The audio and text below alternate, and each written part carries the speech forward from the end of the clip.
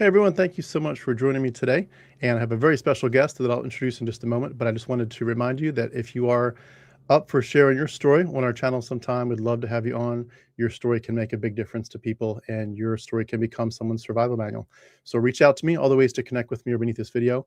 Also on Saturday, August 1st, we have another deconversion poetry slam. So if you like to write poetry or write songs, whatever you like to do, if you have some way in which you've taken your deconstruction or deconversion and put it into some kind of poetic artistic form, please reach out, and we'd love to have you on the channel and share that. So anyway, reach out to me if you want to do that. And again, this is an interview today, so not a monologue, but I'm so excited to introduce our guest. We're speaking with Britt Hartley. Britt, thank you so much for joining us today. Yeah, my pleasure. It's good to see you. You've been on my radar for a long time. I've watched so many of your videos, and I just want to start by saying thank you for who you are and what you do and for the impact you've had on us all. Oh, thank you. And it all comes from just sharing my story. So I'm a big believer in what you do and just how much we can learn by really being honest about our human experience. So I'm happy to be here. Absolutely. Thank you so much. Let me kick us off with a brief bio for Britt, and then we'll get to know you a little bit better after that. Britt is in Boise, Idaho. She's an author, speaker, and certified atheist spiritual director, specializing in religious deconstruction, post-religious recovery, and making meaning as a secular person. She earned a master's degree from Northwind Theological Seminary in applied theology with a focus on Gen Z spirituality and the future of American religion. Britt was raised in a devout Mormon family. She has worked as a high school history teacher, a soccer coach, and a Latter-day Saint seminary instructor before she navigated her exit from Mormonism. Today, she serves as the founder of the platform called No Nonsense Spirituality, and she is the author of the book, No Nonsense Spirituality, All the Meaning Without the Myth. Through her coaching and courses and educational content, she helps people think through religious truth claims, existential questions, and issues of nihilism and meaning, all focused on creating healthy frameworks for thriving without any supernatural dogma. But that's what I know about you so far, Britt. If I got anything wrong, feel free to correct me, and if you could also just tell us more about yourself and some fun things. Yeah, no, that's more than plenty. I would say, as you were rattling off there, the plan was when I was a kid to be a professional soccer player. So this is not what I had envisioned for myself when I was a kid, but still love the work that I do. But as a kid, I mostly just played soccer, and that was kind of my whole life then. Was that mostly at school or just with your family, or where were you playing? So like, as someone who I was born in 1985, so I, grew up in the 90s, and in the 90s, it just wasn't the club soccer thing that it is now. I just like played rec soccer, and that was fine. And then I ended up playing for the state and making the state team. And then didn't go on to that. But yeah, I loved every aspect of it. So I'm just coming off watching the World Cup, and now I have kind of the post-World Cup blues of just like, I don't even know what to watch on TV anymore. So I'm having some of that right now. I hear you. I was one of 4 kids growing up, and we used to play soccer too a lot as a family. In the summertime, we would literally play for 10 to 12 hours a day. Like we could not get enough of it. So I know the feeling. Well, we're so glad you're here. By the way, did your team win? Were you voting for the winning team there with Spain, or were you voting for the Portugal? I kind of was rooting for England. I feel bad that, they haven't been in a final since the 60s. They just have this tendency of always choking on the 8 ball and never really going as far as I think sometimes they deserve. So this time I was rooting for, England or Norway to make a move there. But yeah, that last England game was the most fun game to watch of the whole World Cup. 10 goals in a game is pretty unusual. Yeah, absolutely. That's awesome. Well, we're so glad you're here. Again, I feel like people like you who do so many interviews, you probably get tired of being asked the same questions. So I hope some of my questions today are a little bit different, but I do want to start just because even though there's probably a likelihood that most people that watch my channel know who you are and have watched your stuff and know your general story, there might be a few people out there. So we're not going to go through your story in tremendous detail in the same way as I sometimes do with people. But just for anyone that's new to you, that one person out there who's been living in a cave, could you please tell us a little bit about how you grew up and what it was like being a Mormon?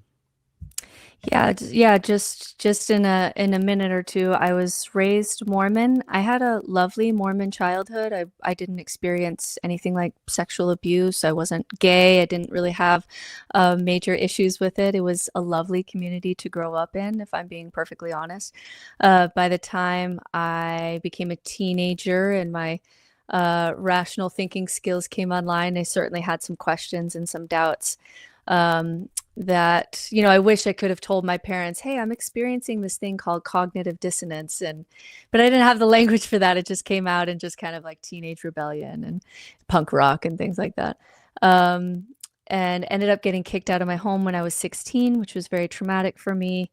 And I had this really big question at 16, which was if I could just figure out what's going on with reality, like what God is, what religion is right, then I can pattern my life accordingly, and I won't find myself in terrible situations like being kicked out of my home. And so I spent the next, 20 years of my life just studying religion and philosophy and history, trying to make sense of things.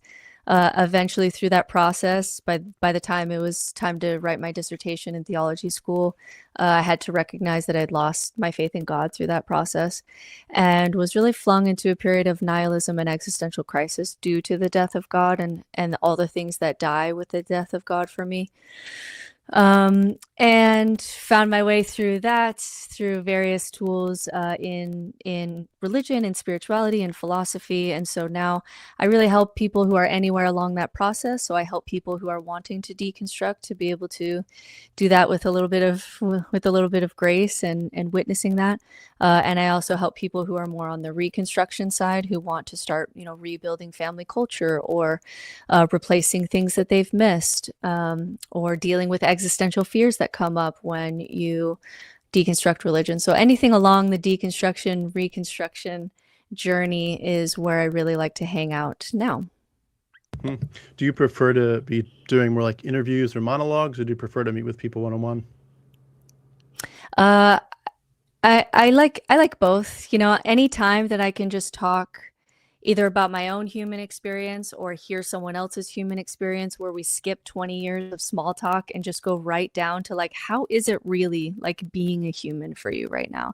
Whenever I get to go into that space, even if I'm leading it or someone else, is inviting me to that space, that's the space that I just most want to hang out with, even though it's hard, even though it's sad. Like I had someone the other day saying like, so happy when you're talking about like death and meaninglessness and nihilism. And it's like, even just being able to talk about those things openly, even though they're hard things, gives me more joy than talking about things that for me, don't matter as much. So I like swimming in those deep waters, wherever I can find them. That's awesome. Well, in terms of your journey out of Mormonism, again, for anyone that's watching that doesn't know Britt, I'm sorry, we're not going to go too deep into her story because she's done it so many times. But and I know sometimes I get that comment from people saying you all are talking about something and I've missed it, or you're I'm not sure where your background is. But this is going to be a little bit more topical. But I do want to kind of ask you at this point, before I jump into some of my questions, just for anyone, just in the same way that if anyone didn't know you, now they kind of have a little bit of background. But for anyone it's deconstructed, and especially if they've gone all the way to atheism, a lot of us, of course, are not used to saying spiritual anymore, even if it's maybe true of what we do or even how we feel and think. We just don't use that same language. Some of us even cringe over saying God bless you when you sneeze or something. And it's a weird experience to think, how do I be spiritual again? And especially because just the actual word spirit seems part of the phrase Holy Spirit to us. It's like, well, I'm not trying to get to the Holy Spirit because I don't think that's real. But when you say spirituality in general, and specifically no nonsense spirituality, what does that mean to you? And just, I'll use that sort of as a kickoff to my other questions. Yeah, so words like spirituality and religion are notoriously hard to define. But really, when you look at even dictionary definitions of this word, it's kind of an umbrella term for awe and states of transcendence and contemplation and wisdom traditions and ritual, and all kinds of things that we're putting under this umbrella word of spirituality.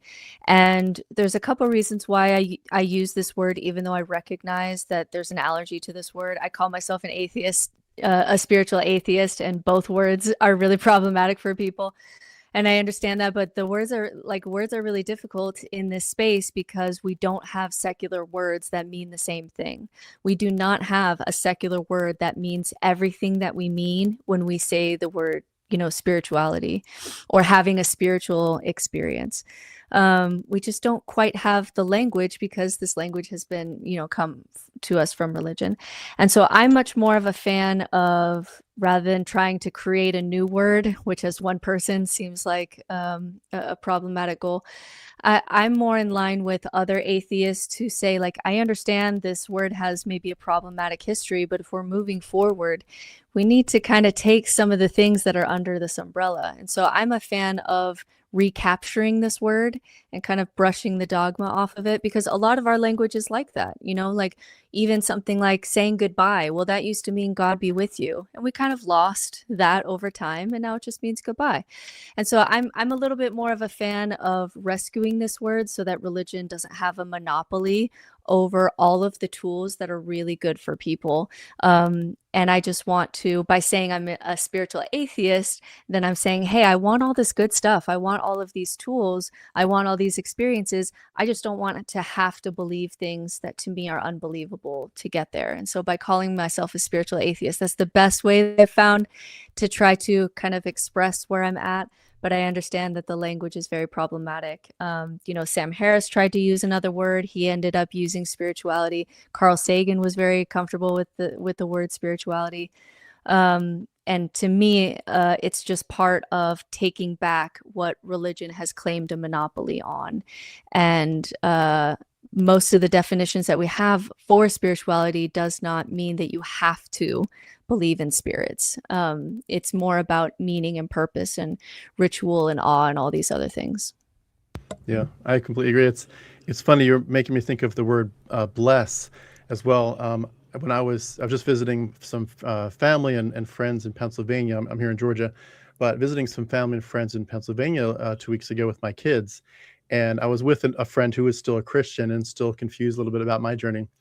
And he just was asking me questions. And without even thinking, I said, yeah, I love teaching my kids to be selfless and to bless other people. And I said the word bless apparently a couple of times. And he called me, he's like, bless is a Christian word. I was like, no, not the way I'm using it. Like, I can just say, I said, we jokingly say in our family, we want to bless your socks off. Like, I just really want to help people and love on people. And that's, we're reclaiming the word blessing. And it's sort of the same way with spirituality.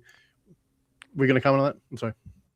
Yeah, I totally agree. And I think it does secularism a disservice, even if you were really, really skeptical, really allergic to religion. I think that not using words like the sacred or bless or spirituality or any of these words, I think that in the long run does secularism a disservice. And, the study that I often bring up with atheists is that 2/3 of atheists who do a hero's dose of psilocybin won't call themselves atheists after that experience, because they feel like in atheist communities, there's not a lot of language or support to be able to talk about this experience that they just had on mushrooms. And so I think that not being able to use the word love, even the word love sometimes, just feels too woo or feels too whatever.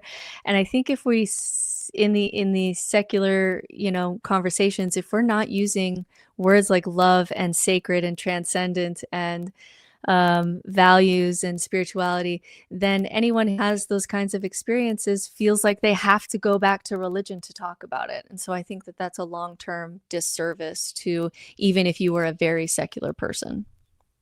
Yeah. Can I ask you this, maybe to kick us off with some questions? But when I think of the word spirituality, there's sort of like a reflex that makes me think of getting in touch with the spiritual world.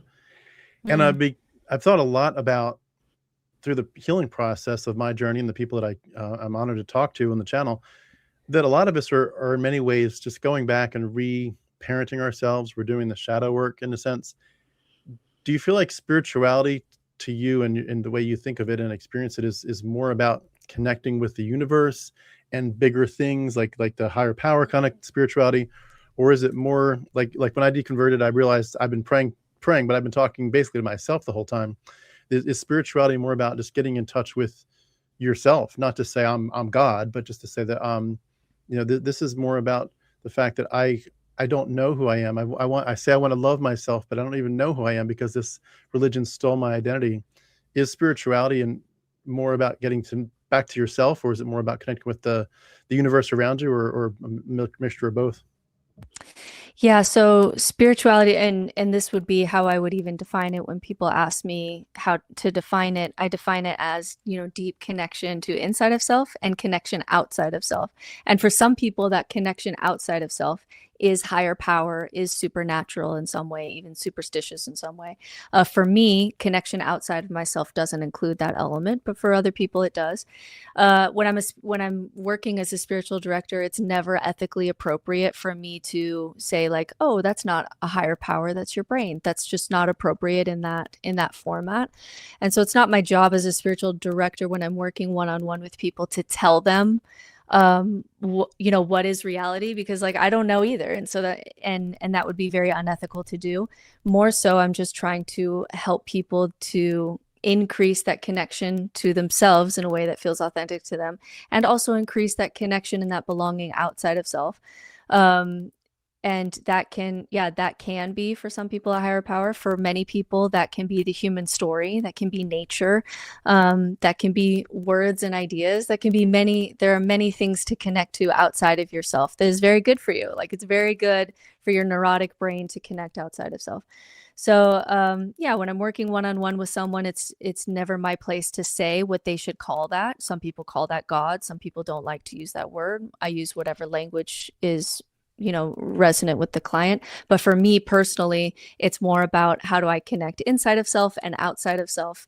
And that's why we have so many spirals in spirituality. It's because you're always going deeper within, connecting more outside of you. There's lots of spirals in spiritual spaces, and also lots of eyes, because you're always looking in and out. And so for me personally, my own spiritual path, it's much more about,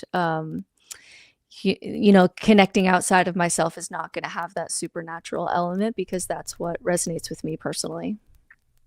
Yeah, makes sense. Curious about the differences between men and women in terms of spirituality.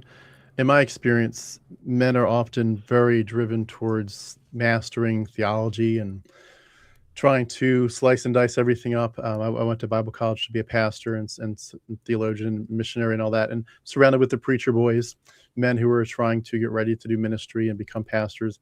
And we're all just sort of neck deep in this. We're all reading our systematic theologies. But then I've also seen the other side of life where, my kids were home births by and large, and I was there catching 4 of my babies, and it's like you just sense that. I sense that a woman experiences life very differently, both in terms of things as basic as cycles, but also just the way that her intuition works. And I get the sense that on the other side of deconversion, that it's going to be a different but similar dynamic where there's going to be some differences. And I think I've seen some people push back on your versions of spirituality, and I've wondered in part, what that's about, and I haven't honestly dug too deep into it. But I wondered in part if it's possible that some of the people, especially men, that might push back on it are pushing back not because your version of spirituality isn't legitimate or healthy, but because just men and women do see it differently, do feel it differently. And like, how do you think men and women pursue it differently? And like, what would make a woman feel spiritually like she's thriving and at home in her own skin and mind, versus what you perceive as a man's journey on that level? Yeah, there's 2 things that come up for me with that question. One is we do have a tendency, and again, this does not negate anyone's individual experience. I'm just talking about overall kind of flyby tendencies, that women are just more embodied in their approach to spirituality. They seem to, on their own, when they have the microphone, when they're in charge of defining what spirituality is, just because our relationship with our bodies is so dynamic. Our bodies just change constantly. It requires our spirituality to be much more embodied and less just a disconnected headspace, which we tend to see more from men because they're just not as involved with the changes that go on in their bodies as much as women are. And so women in their approach to spirituality tend to be more relational, tend to be more connected to the earth, tend to be more connected to their bodies, tend to be more connected to themselves and each other, and tend to have less of that kind of disconnected headspace. And so the issue that sometimes I'll run into with men who are highly skeptical, highly atheist, highly analytical, even though I agree with everything that they're doing kind of rationally, there's something missing there in the experience of being human and really building a life from experience. And so I will show sometimes like all the science behind how ritual is really healthy for you. We have solid science, like not pseudoscience, not woo science, like solid evidence showing that rituals, increase pleasure, decrease pain, mark values, help you process emotions. And I'll show like, oh, here's a ritual that you can do that just moves your body through these emotions. And it's not capital R real. We're just working with our body through these symbols and rituals to be able to pass emotion through. Here's the science showing how and why it works and why we developed this evolutionarily. And women tend to go do that a little bit easier than men. Men will just feel sometimes very uncomfortable, even when they know the science behind like something like that being good. And so what we're finding is that, in fact, someone just did their dissertation on this that I just read, that specifically white, straight, evangelical men tend to go atheist in a way that's very militant and almost superiority complex, where you were a better person than everyone when you were a Christian, and now you're better than everyone being an atheist. And women and queer people tend to be more agnostic. They tend to be more open to embodied forms of spirituality. And that is a difference that we're seeing. The other difference that I would say is how the ego plays into it. So for most men, the best thing for their spiritual path is some form of ego death or ego reduction. So you're doing loving kindness meditations, you're serving other people, things that you've mentioned, because all that does is helps you recognize when you walk into a room, there's 10 other people with 10 different views of how they're experiencing reality. And you need to hold yourself, but also these other 10 people. And ego deaths for men tend to be the healthiest way to be able to do that. It just reduces the sense that you're the center of the universe, and helps you to be able to connect to other people. And for women, they tend to not need that. They tend to, in a patriarchal society, I'm not talking about gender essentialism or anything like that, just in a patriarchal society, women tend to not need that because at a young age, we are socially conditioned, especially in religion, to walk into a room and your only value is the service that you give others, and you're filtering your emotions, like what can I show, what can't I show. We're taught how to coddle men and to make sure we don't hurt their feelings and things like that, and we become people pleasers. So the spiritual path for women often is actually her own growth, like becoming a little bitchier is her spiritual path, actually having more boundaries, saying no, talking more, owning your own space, owning your own opinion. That tends to be much more resonant for women. And so when women go into ex-religious spaces and do a lot of ego death stuff, they're not getting out of it what men seem to be getting out of it. And it's because they actually need ego building rather than ego death in order to really get to the same place, which is walking into a room and holding yourself and holding other people and being able to balance, that. But our way to get there tends to be different for men and women. So overall, I would just say women's spirituality tends to be more embodied. That tends to help them in post-religious spaces because they can be more open to experience. And men tend to benefit more from ego death experiences than women do, is the two things that come up for me. Just a real quick side question. You mentioned psychedelics before. Do men or really anybody who goes through that path of using substances for a spiritual experience, does that tend to contribute to ego death? Yeah, psychedelics do tend towards ego death, just because the default mode network in your brain shuts down, and so you're much more swimming in your subconscious. That voice of like how you are perceived in a room with other people just totally shuts off. So it does tend to be an ego dying kind of experience, but can be also very connective in by shutting off that voice that's so self-obsessed, it can open you up to connecting in ways that you haven't maybe before. Yeah, that makes sense. I was going to mention to you, you kind of already gave the segue to my question, but does it seem like women would see spirituality in some ways as part of their escape from the patriarchy? Because in so many contexts, women's spirituality is seen through the lens of the man. There's even somewhere the man is called the priest of the home, or certainly at least the spiritual leader of the home.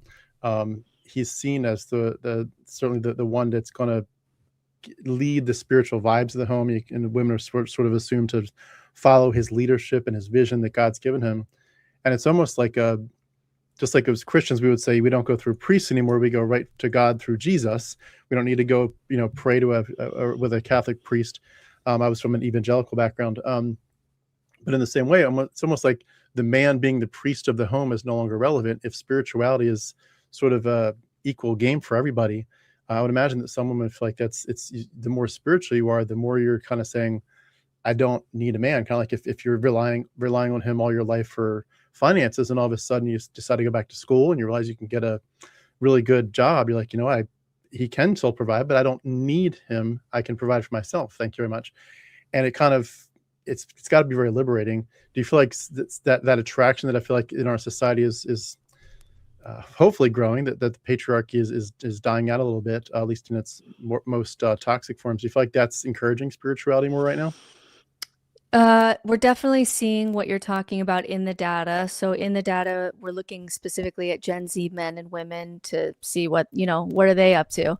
And Gen Z women are leaving patriarchal religion in record numbers that we've never really seen before. In fact, it's the biggest thing that's happened not only in my lifetime, but in studying religion in general. It was always true at any time in history, in any religion, that women show more signs of religiosity than men. They read scripture more, they pray more, they go to church more, they're more likely to take their children by themselves, things like that. And for the first time in history, Gen Z women are kind of flipping the script where Gen Z men are more religious than Gen Z women. And so what's happening in the data is exactly what you said, is that women are finding it very empowering to go back to things like paganism or witchy kind of things, even without being like a full Wiccan or believing anything, just using rituals, using these tools to be able to get closer to their own intuition. So this could be type work or shadow work or inner child work or dream work or tarot work,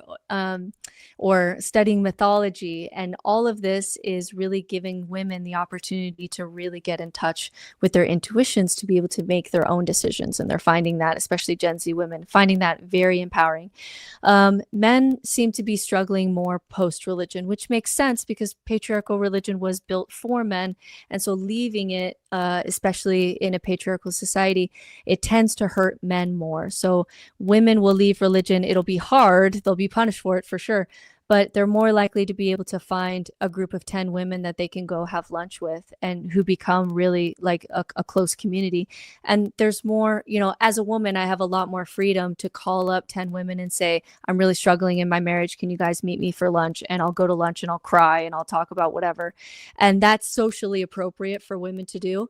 And it seems like because we're still a patriarchal society, that's the only place where men feel like it's safe to do that is in church.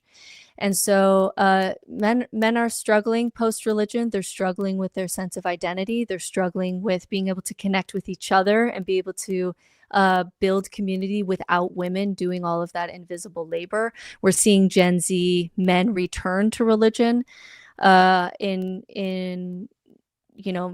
certainly more than Gen Z, because Gen Z women are leaving religion, but Gen Z men are kind of returning to religion as the only place that they're finding that they can be with other men, that they can be proud to be a man, that they can cry, that they can have community. And women are finding that outside of church, and men so far are not. And so when I'm working with clients, It's a little bit easier with my female clients. We're going to grieve a lot more because it costs more to be in religion. So there's going to be a lot of grief work. But when we get through the grief, she has a lot more opportunities to build that thriving life post-religion. Men will have less grief work usually because the religion oftentimes was working for them in various ways. It at least helped them build a sense of self and an identity. But then post-religion will really struggle with lack of community, lack of friendships, lack of feeling needed, especially as men age. Something like in Mormonism, an aging man has a lot of power and responsibility, a lot of responsibility to the community, so he still feels valued even after he retires. But in regular society, you know, a 50, 60-year-old man may not feel any worth at all because we don't have a place for his wisdom and for his leadership or anything like that. So anyway, basically, yeah, the Gen Z women are falling in love with ways to increase their intuition and self-understanding. Gen Z men and men in general seem to be struggling more post-religion, especially with that feeling needed, feeling purpose, and feeling community piece, and that takes more time. Yeah, I think it's a great way to put it. And I know you talk sometimes about free will, and I think sometimes I feel like some of us need to just really admit that we are somewhat ignorant of even our own selves. We're not as self-aware as we could be and should be, and we don't realize really what's driving us, what's going on, what's really hurting. And I've thought a lot and talked sometimes on my channel about how I feel like in many ways, even though I feel like when I deconverted, I would look at the Christians and say, man, I've woken up, and if you die as a Christian, you know, an evangelical fundamentalist Christian, you've really never lived your life ever. You've always been your identity's been stolen.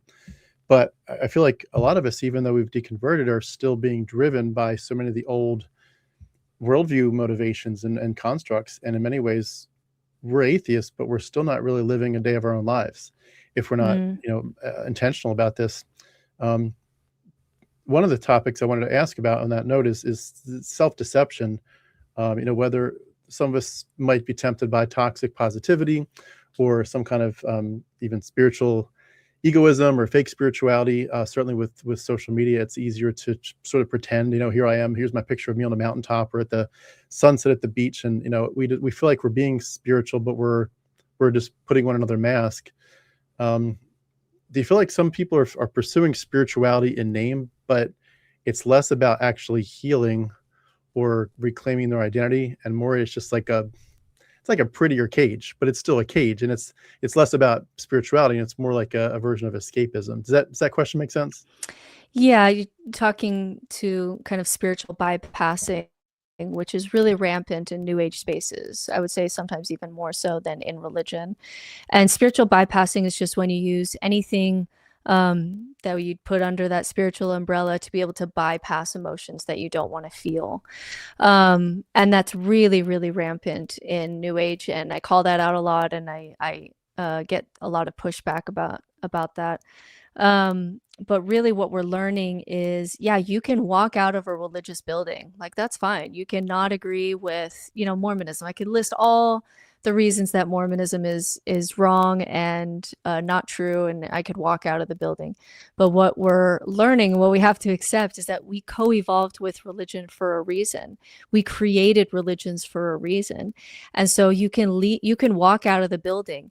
You're still going to need a way to process your dad's death. You're still going to need a way to process death in general. You're still going to need a way for your teens to have some kind of rite of passage so that they can mark when they move from a child to an adult. We still have needs against our existential fears of isolation or meaninglessness, or just how unsafe our nervous system feels when we don't have any control. And so we'll reach for other tools, something like astrology, which is, to me, no more real than any other religion. And they'll just go full in, I believe this is capital T true. not knowing that the reason that they're doing so is because their nervous system is really uncomfortable in chaos. And rather than facing that directly, you just went from one religion, a patriarchal religion, to astrology, and you didn't really actually change anything in the depths. You just kind of, like you said, just changed masks here. Like, oh, I have an existential need to create some order out of chaos, or I can't psychologically function. And you lost one tool that helped you do that, and you just grabbed another. And so it may feel like you're progressing or you're smarter than some Christian or something like that.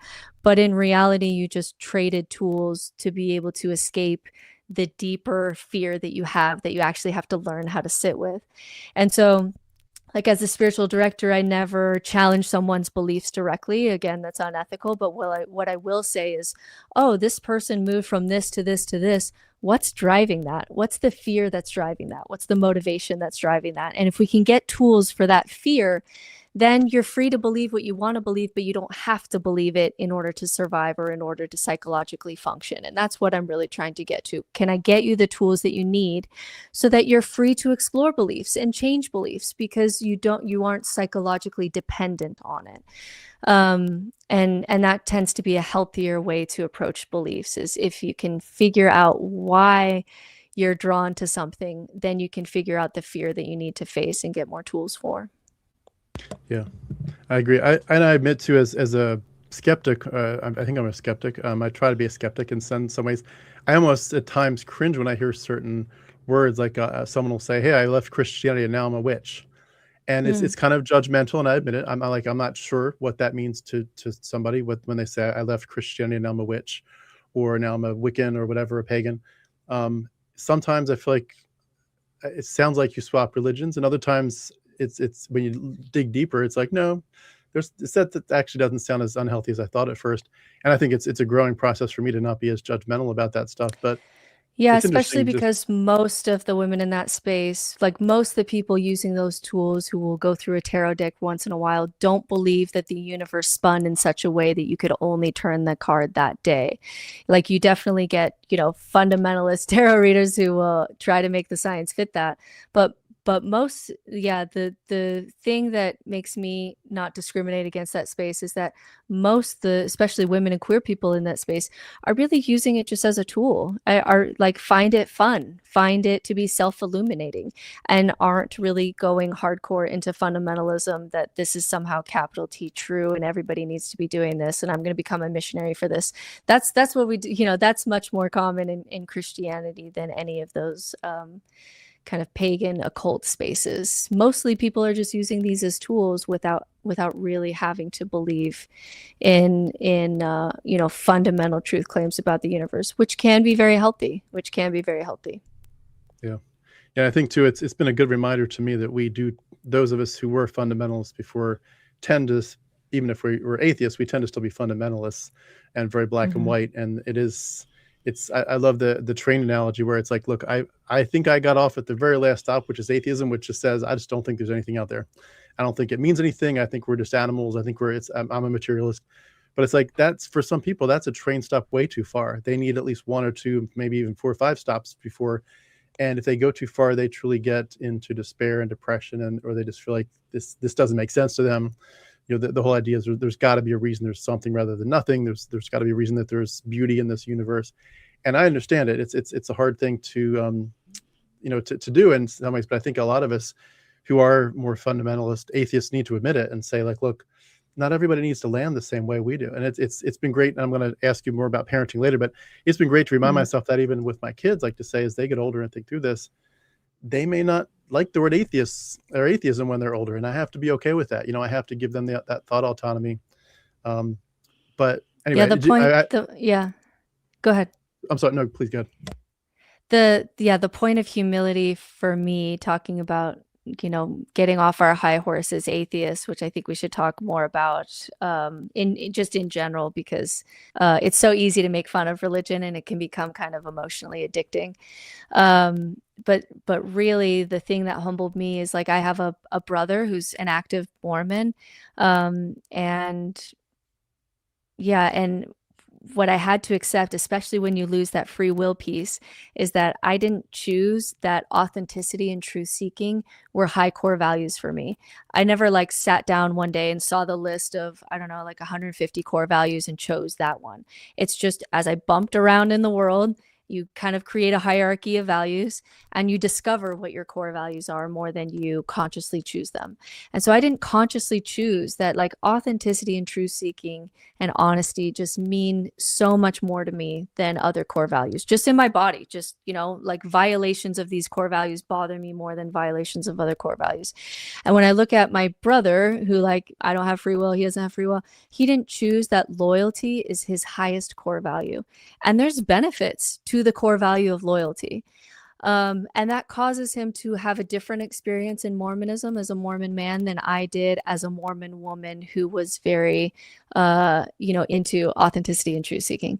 And so I had to admit, like, hey, even though I ended up here and he ended up here, neither of us chose the core values that brought us to those places. And that just takes like the high horse thing out of the equation, because if I were born with his core values, I would have had a different experience in Mormonism. I may even still be there. And we need all of those core values that are kind of scattered around amongst us. So losing that free will piece and understanding that at the deepest levels, people are driven by values and motivations and fears and traumas just like me, and they come by their beliefs honestly. That piece is really humbling and keeps me from just getting addicted to making fun of religion, even though I did go through a little bit of that phase. I'm not going to lie.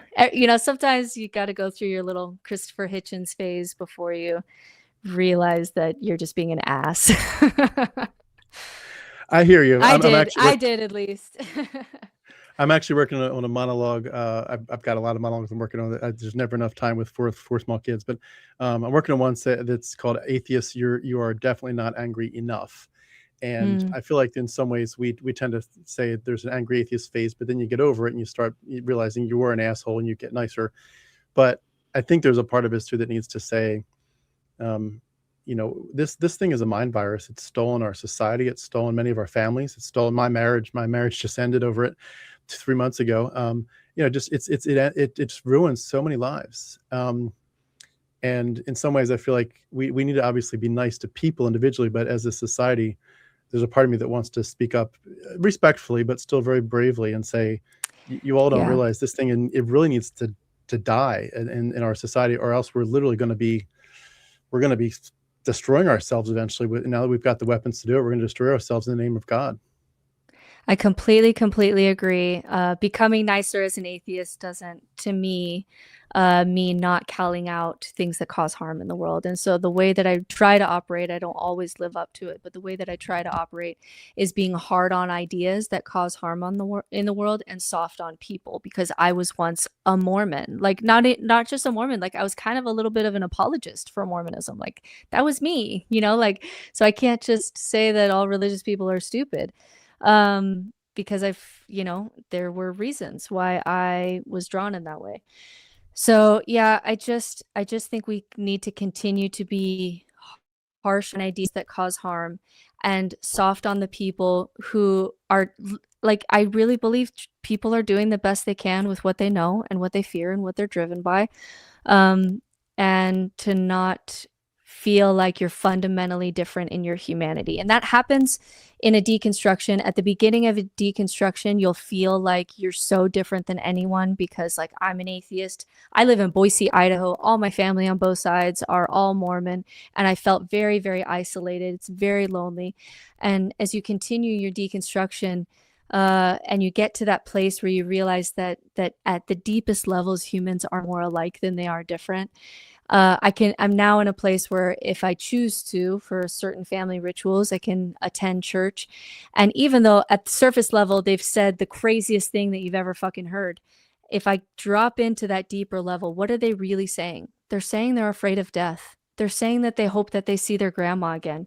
They're saying that this world is like, gives them a lot of, like angst, and they seek solace for the amount of suffering that they're seeing. And yeah, they may have beliefs that speak to that sound crazy, but at the root level, I don't want to die either. I don't want my kids to have to watch me die. You know, I'm a mother. I understand that.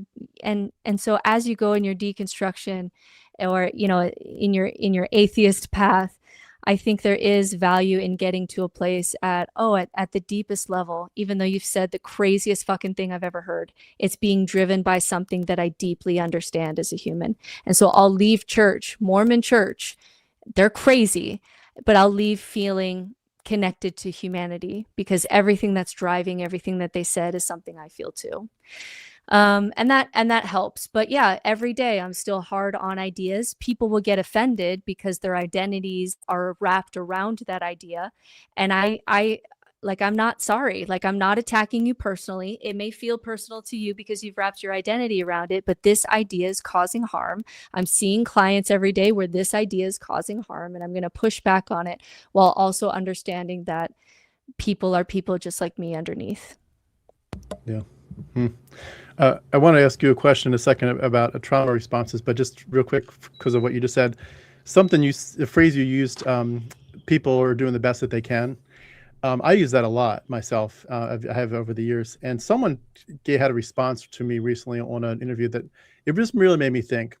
And they were saying something to the effect of, there are people out there who will say, the very best I can do right now is drive my kids to school half drunk or half high on drugs. That's the best I can do. And it's kind of like, it is at a certain point, I think their point is to say, you can say that is the best that they can do, but they kind of have to do better. You know, there's too much at stake here. And it made me think a little bit, you know, I think there's truth to saying that, you know, they're doing the best they can, but also I wonder at times, like for my own journey, if somebody had confronted me with for example, the psychopathic nature of Yahweh earlier in life, like that was where it kind of started for me. I started thinking through it, whether I wanted to teach my kids to defend genocide and land theft and slavery and child brides and stoning and all that.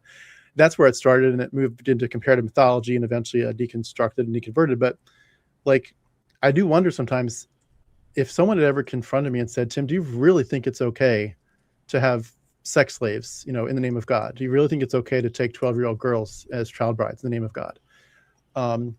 And to go through those passages, and I wonder if someone, like, no one ever called me to the mat and said, Tim, like, I was insulated. Everyone around me said, praise God, this is all true. And I do wonder sometimes if we're more vocal and we give people a chance, that maybe they will step up to the plate and say, like, holy shit, I've never thought about it that way. But yeah, I kind of worship a psycho God. And you're right. Yeah. Yeah, no, I get what you're putting down there. So for me, like, the fact that there's a lack of free will, as far as I understand, right? Like, there could be free will, and I'm wrong about that, but I'm operating under the assumption that there's no free will. That doesn't mean that people don't change their minds. You know, like, we have gone through drastic changes of our minds. It just means that all the inputs that you need to create the output has to be there for that output. And so if you rewind time and gave me all those arguments, I would have changed my mind again, something like that. So a lack of free will doesn't mean like, yeah, we just let everybody do what they want. What it actually means is, if we want the output, healthy functioning society, then what are the inputs that incentivize people to be there?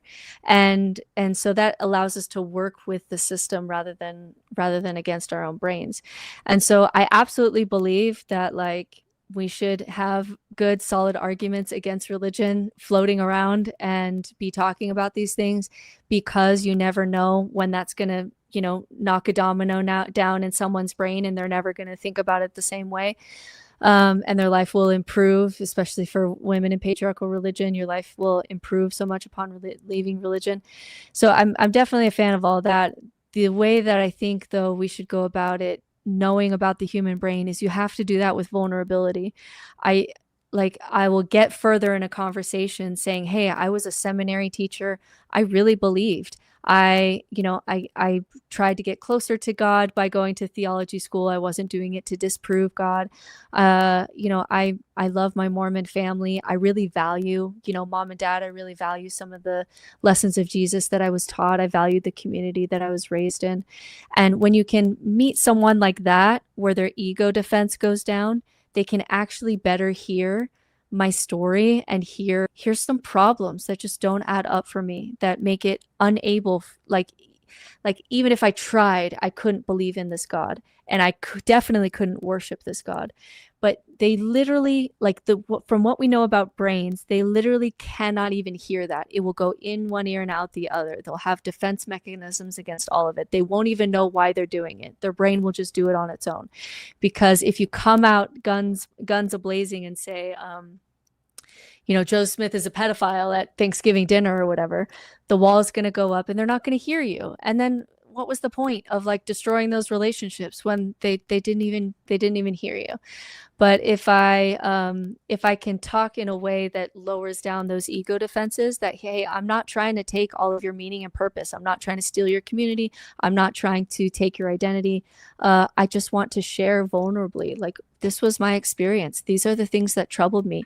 I didn't want to lose my faith. It was hard. You'll actually get more of a conversation and people will hear you more than if you come in like, Mormons are stupid, they believe the craziest things. Like, if I start like that, like, I'm just not going to get anywhere. So I think even though secularism, I think we need to continue to be tough on harsh ideas. I think that if we lose that human to human connection and that vulnerability piece, then we're not being effective. And that's actually anti-scientific. If we're going about this in a way that makes us feel like we're, better than people, and we know that the science shows that people aren't going to listen to us because their ego defense goes up, then we're being anti-scientific because we're not working with what we know about brains. And then it becomes about you and your identity and your ego, which is just what you were, leaving behind, supposedly. So yeah, there's a lot of hypocrisy there. And I think we got to continue to be harsh on ideas while still being vulnerable human people underneath. Yeah, well said. I always like to think too, like, even if you're right the whole time and they eventually agree with you, like, yeah, your worldview is correct. And I did need to escape. And I thank you for helping me escape.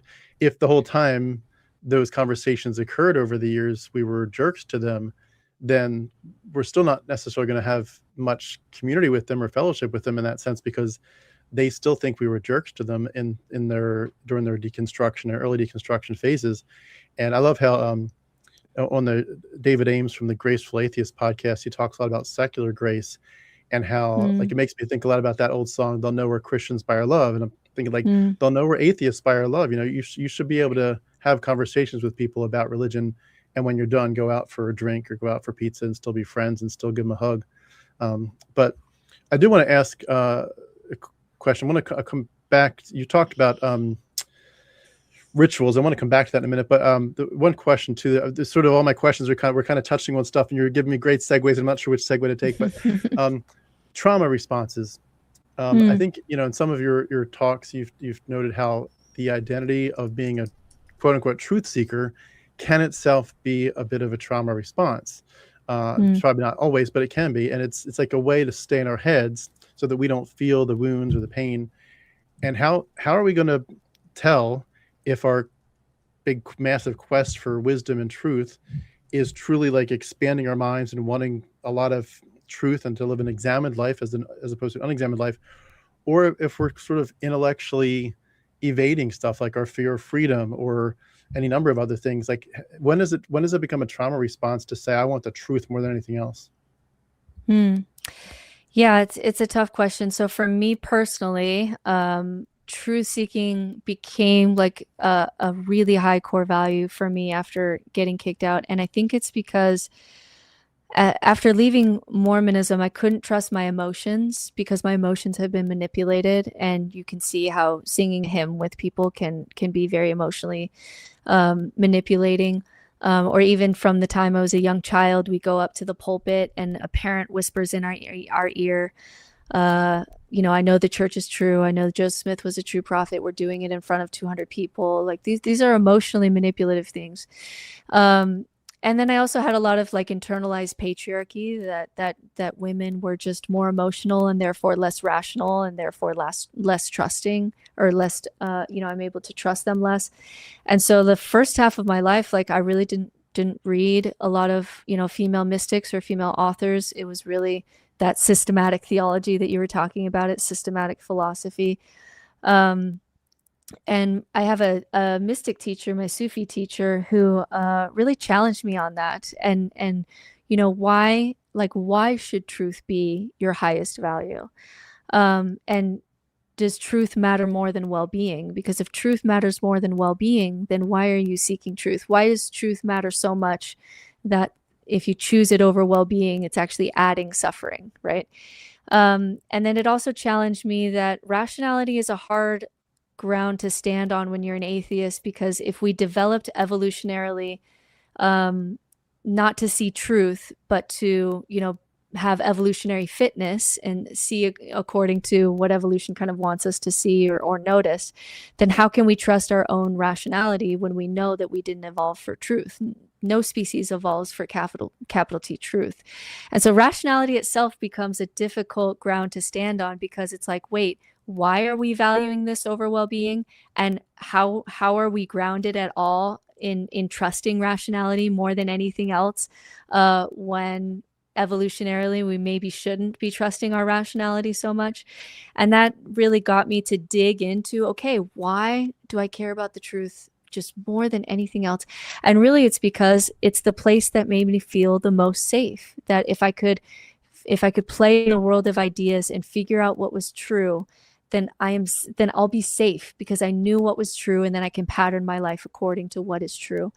And so a very deep, humbling experience for me was when I got to the bottom of why I was just playing in rationality, had no connection to my body. It was the head going from room to room.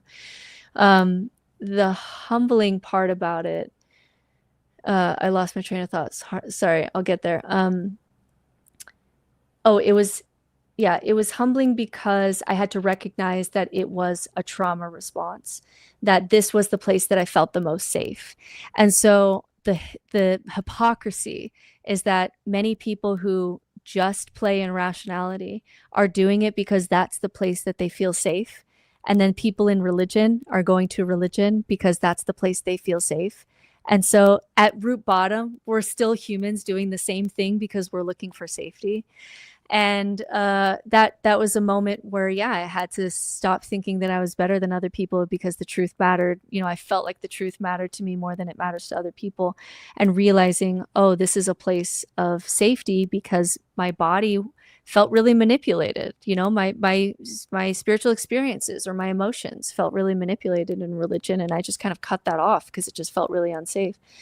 So the way that I help people who have that kind of rationality, sometimes through just like neurodivergence, sometimes through trauma, sometimes it's just a really high core value, is to really dig at what is the end result of truth seeking being your highest core value.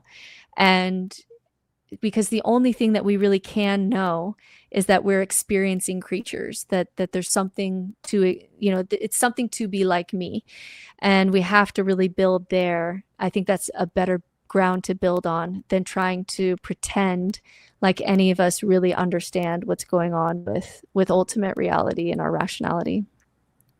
Yeah. You had talked at one point about the word rituals. I feel like in many ways, so many of us feel like the rituals of the, for lack of a better phrase, the olden days, sitting around the campfire, sitting on the front porch, so many rituals from yesteryear, just they're not attainable anymore, whether people live too far apart or we're too busy or whatever.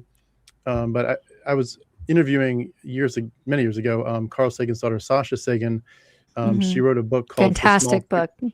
Yep. Yeah. And the quote that she starts with is, "For small creatures such as we, the vastness is bearable only through love."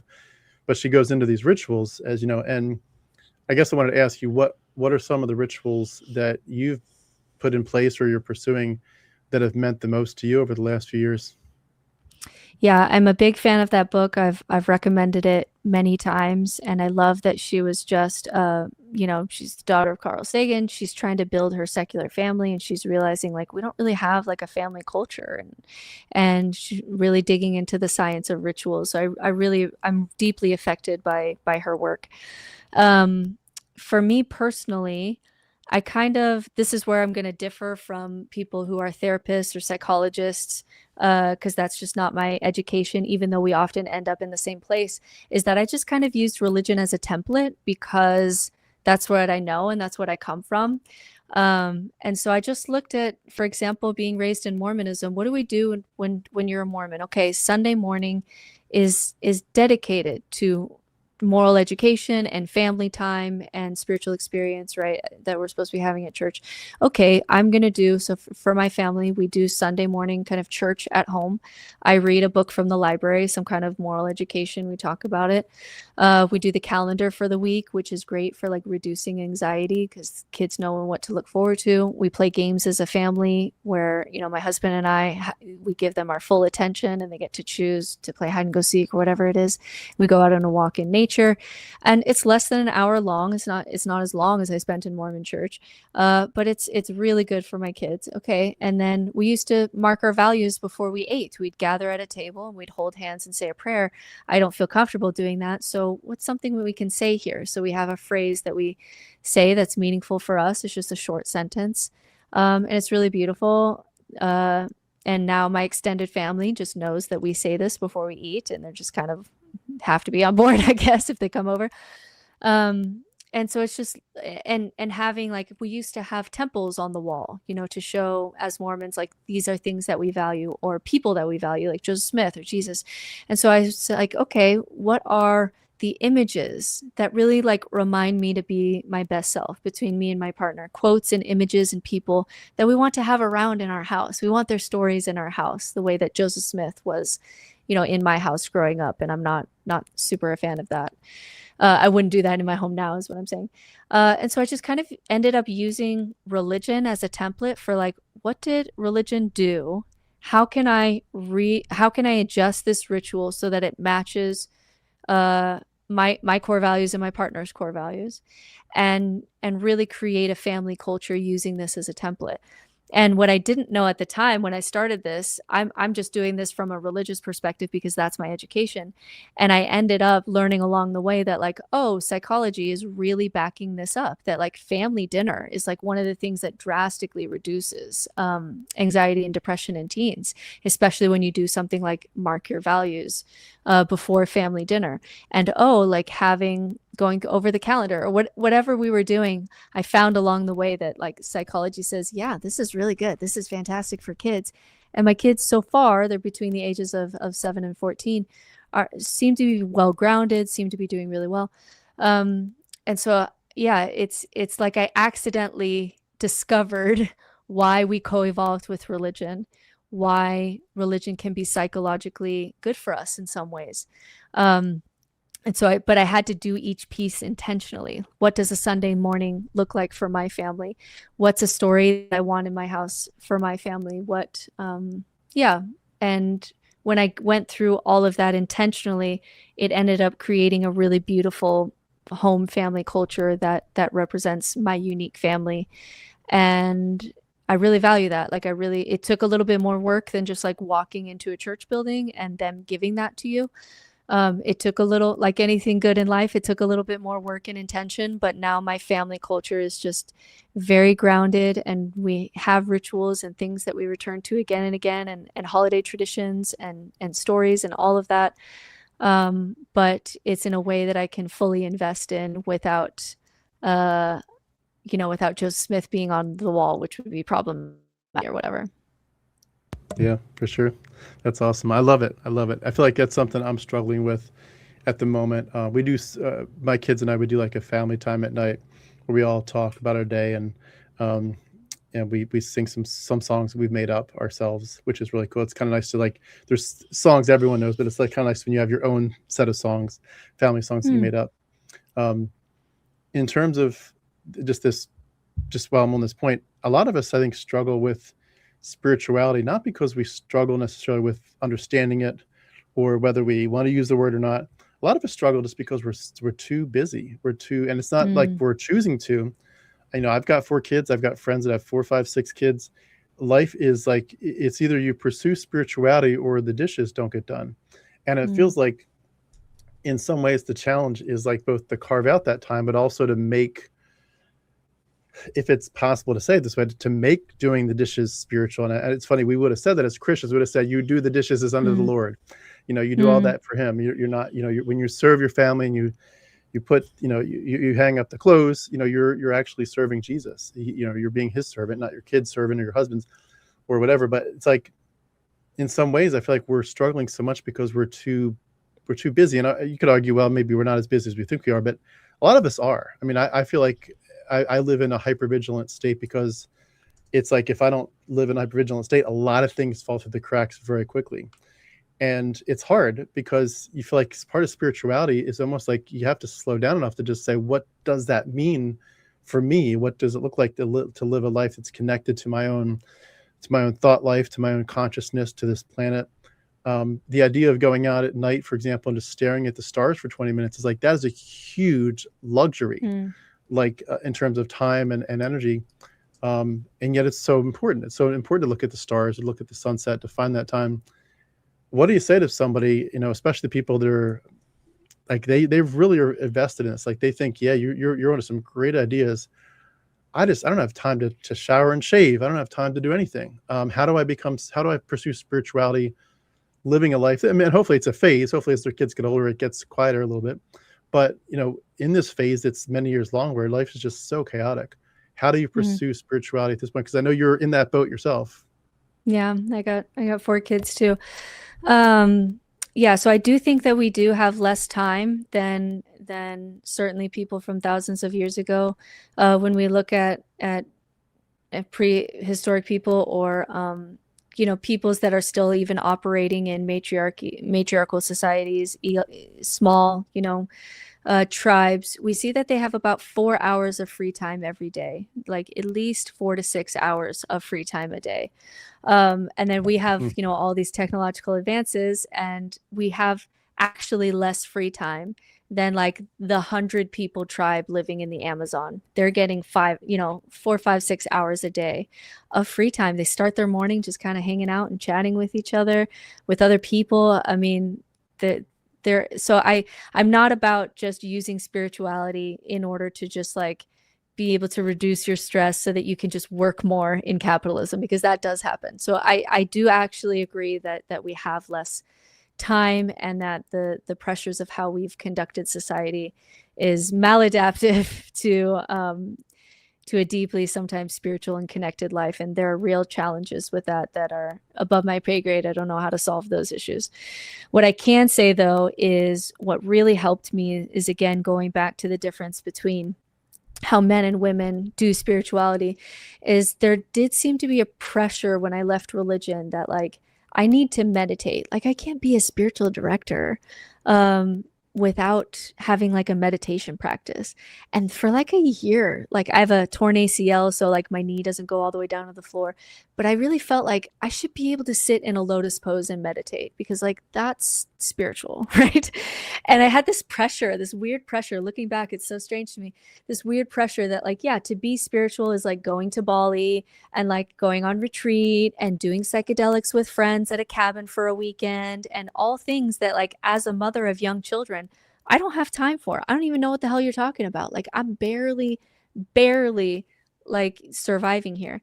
And so what I really dug into that helped me is when you go back to, again, the female mystics, the women who approach spirituality. Women never had the privilege, because we've had children. Women have never privilege to go up in a mountain and meditate for 20 years about different, states of transcendence. They've just never had that opportunity. Even Buddha, great. He was able to go under the tree and get his enlightenment, but he left his wife and his child. Like he left his wife and his son to be able to do that. And so she didn't get the opportunity to sit under the Bodhi tree. She was raising the kid.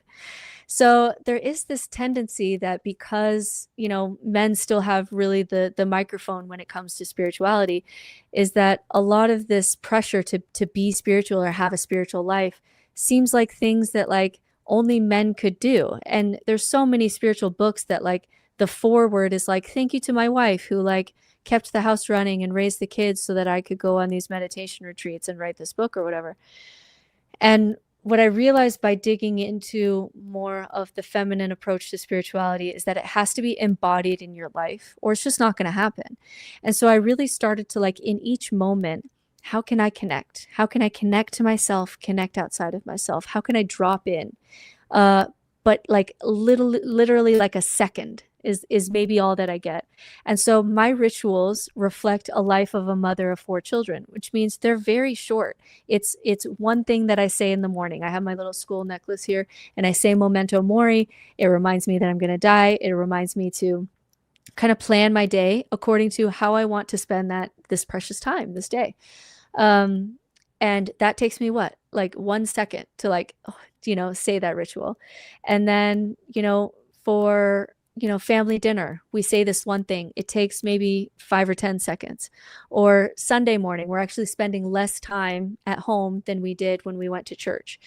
And so it's really about, like, how can I in each moment really drop into, like, cutting out the negative, self-obsessed chatter, and really connect to the moment. And so my most consistent meditation practice, as someone who has a job in spirituality, is I take 1 breath before my kids get off the bus, and I sit in the parking lot. Sometimes I get 3 breaths, but sometimes it's just 1. And I take a breath, and so that I'm ready for kind of all the emotions and telling me about their day that they're about to give me coming off the bus. That's my most consistent meditation practice. And so, like, removing the pressure to just we're not talking about adding more to your life. We're talking about how to make your life more meaningful in what you're already doing. I'm already having family dinner. I'm already going to be doing something for Christmas with my kids. I'm already going to be waking up and doing something to start my day, whether it's grabbing my phone or holding my necklace. Like, that's already built in. And so I really like this more embodied approach to spirituality of how can you really make each moment meaningful in the day that you already have. So from the outside, when you look at my life, you would see just like a basic white mom of 4 kids in suburban Boise, Idaho. You would not, like, if there were cameras around me all the time, you would maybe not even know that I'm a spiritual person at all, because a lot of my life is just, what moms do and mom things, and wasn't that different than before when I was Mormon. But inside, it's so different, because when I'm doing the dishes, like you said, when I'm doing the dishes, I'm really tapping into just like feeling my hands and really getting into the sensation and really just getting into my body with it. Or when I make dinner, it's a kind of ritual for me. I ritualistically wipe the table off kind of the same way each night, and bring my family together to share this food and to mark this time. And so it's really just embedded in my day in a way that I'm experiencing on the inside, but maybe you wouldn't know on the outside. I don't do trips to Bali. I don't get those opportunities very often, but my inner life is very spiritual. Yeah. You're making me think too, the reality that for a lot of us, I think it's just peeling back the layers of the onion of what we don't believe and finding out what's left. And in some ways, I think I almost feel spiritual just doing this channel, not in the sense of like I feel some kind of connection to the universe or something, but like it's amazing to me to think through what I used to believe, not just what I used to assent to verbally, but what I truly on the worldview level believed, and how much that dominated me. The whole idea of you need to do more, you need to please God. He's looking at you, he's watching you, he's judging you. There's going to be hell to pay for the people that don't make it. So you need to rescue people, work harder, stop trying to be focused on leisure, do the work of the kingdom, because when you die, you won't worry about how many football games you watched. You'll worry about how many souls you took to the kingdom of God. Like, work your ass off for God and do everything you can to eliminate sin and be pure. Like that just drove me for 40 years. And in some ways, it almost feels spiritual just to unwind all that, it's not even like I'm doing something. It's like I'm undoing something. I'm pulling the knots out, but it feels like it's sort of like for me getting back to square one and just saying, who are you and who would you have been? Almost like going back and reparenting yourself and doing the shadow work. And also I think I know I'm being repetitive here, but the self-deception, I feel like I see it so much in other people, and I'm seeing it more and more in myself. Like, we are so good at ignoring what's really going on in our hearts. And I've used this illustration before, so my viewers will probably say, oh no, he's doing it again. But I remember when I was in Bible college, I had this music teacher, a piano teacher, and we would the students could sign up for different hours with him, and usually it would be like 3 or 4 students, and we'd all practice the piano together with him. And there was this 1 hour time slot I'd picked. No one else picked it. It was just me and him. And I assumed he would cancel it since there wasn't enough students. He said, "No, I'll meet with just you." And it was great. I got to know him really well. Just lovely, lovely man. And there was this one time where we were talking, and he said, I want you to turn off your piano, and I just want to talk." And he went through this whole list of questions with me. And he was asking me about my life and about all kinds of things. And he was like a psychiatrist. I was like, wow, like this is so insightful. But he got to this one last question, and all the questions kind of stopped with this one. He said, "I want to ask you this one last question.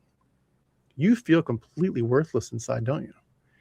And if you had asked me that theologically, I would have said, "No, I'm a child of the King. I'm preparing to be a pastor. I've got so much worth. It's off the charts. I'm doing great things. God is using me. He's working in me. He's refining me. This is good stuff." But he cut through the bullshit. He cut through all the layers of the facade. He said these questions. And of course, the tears just came. I was like, yeah, I do feel worthless. And at that time, it was one of the darkest times of my life. But it's like, in many ways, we're not really aware of what's really driving us deep inside. And in some ways, it feels like part of spirituality is just getting past our own personal lies and our personal masks, and saying, who are you really? And what are you really thinking and feeling on the deepest levels? And it's worldview versus beliefs is a big deal. And worldview is so stealthy. And in some ways, it feels like we can't even know ourselves like we want to. And that's the whole life's journey is, by the time you get to be an old person, you finally get to know who you are, and it's too late, and that's kind of depressing. But like, to me, that's a spiritual act. And in some ways, even if you don't have time to go to Bali or to even watch the sunset, like, it's a spiritual act to me every day to just kind of like in the Bible, we would talk about with Romans 12, be renewed by the transformation, or be transformed by the renewing of your mind. And it's like, you're still kind of, as an atheist, you're still kind of repenting. You're still kind of renewing your mind, and it is transforming. And maybe people use spiritual differently, but in some ways that is a spiritual act, to become a whole person again, when you realize you're very broken inside,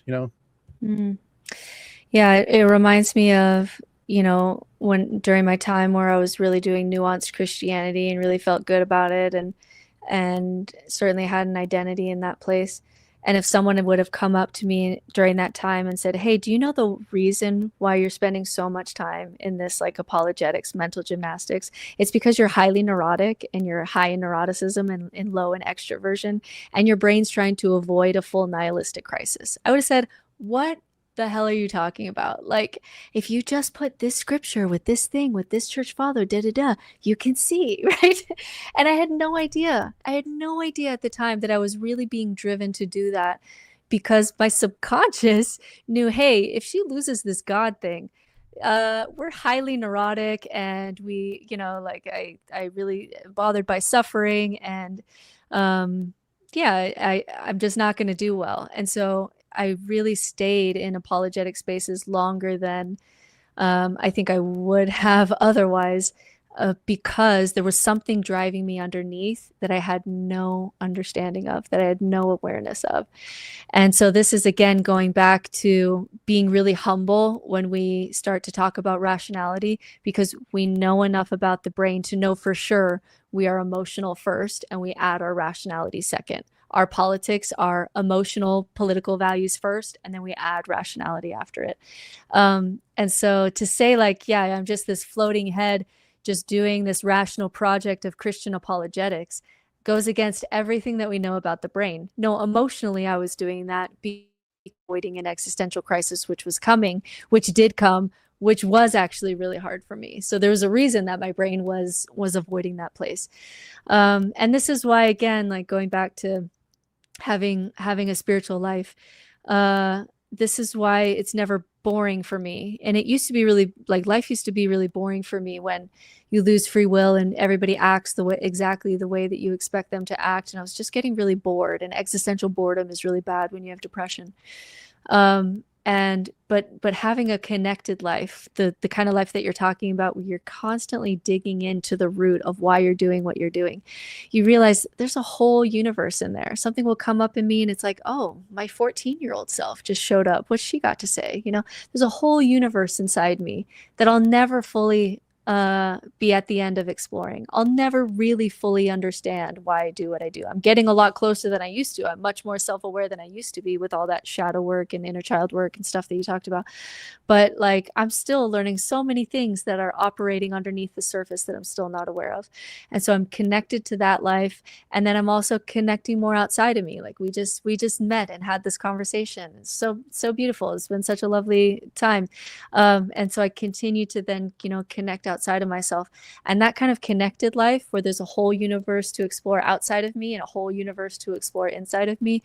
Really, when you pay attention to that, there's just no way to be bored in it, because like, what do you mean? Like I'm still trying to figure out who I am and what's driving me at the root of some of these things. And I'll never get to the end of that. There's just no time for boredom. And that was really helpful for me for my depression, and that kind of deeply connected life that you're talking about, that you can point people to, but you can't really give that to someone. It's a journey that everybody has to take on their own. Yeah. Yeah. I think it's interesting too, to think about how much we just don't know ourselves. We just, I always think back to the Matrix, when the Oracle's telling Neo to look up at that sign, know yourself. Like, we self-sabotage without knowing it. We self-isolate without knowing it. We're arrogant without knowing it. We're driven by so much. And it's interesting too how you're talking about the journey. It feels like in some ways our platforms, or people like us, where you are doing YouTube or TikTok, whatever, that in some ways it feels like it's all about the people we're trying to reach. I'm trying to connect with the people. It's all really about them and how can I help them. But in many ways, when you look back at it as a whole, it becomes autobiographical. Your platform becomes basically your journey, the journey of your soul. But anyway, for the sake of time, I do want to go on to another topic, if it's okay. Sexuality is a big, big piece of healing for a lot of people when they leave Christianity. Obviously, purity culture, virginity culture, modesty culture, shame culture, all that stuff. And you just feel like you're living in this puritanical system that sort of has weaponized your sexual desires and given you so much shame over your bodies, and it's sort of taken away your what you might call your body's innate wisdom at times. But reclaiming our sexual autonomy and agency, and even honestly, like just embracing the idea of eroticism and lust, it's like it's so new to us. We're so used to that's like so shameful. And even if people do things that might be considered erotic, to like actually have an erotic mindset and a mindset that's truly just a sexual, it's like we feel like we're so drenched in sexuality in our culture, and it's not like we need more or less sexuality to be healthy. We need different sexuality, but we need to truly embrace it. And when people deconstruct, and it's no longer about obeying God's rules of don't do this, don't do that, but we're trauma survivors. And we're surviving this thing, and we have disassociated sexually. We have not been embodied for a very long time, and certainly not sexually if this started in our childhood. For a lot of us, just delighting in your body and your sexuality and the eroticism that's there, it feels like that is in many ways both one of the most beautiful, but also for some, I'm sure, one of the most scary aspects of spirituality. From what you talked about researching, from what you see in the research and what you see in just trends that you talk with people.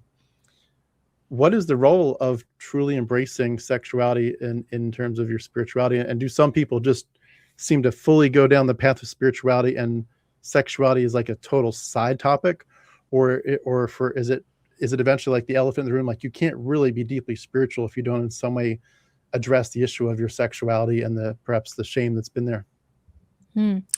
Yeah. So what we're really going towards when I'm being a spiritual director and I'm helping someone, it's like towards what, and the towards what is wholeness. And so really the place that we're trying to curate, especially post-religion, is a boardroom kind of table where it's like your rationality is there, all your emotions are there, they all have something to say, and your inner child and all your inner selves are there, and your shadow self is there, and your sexual self is there.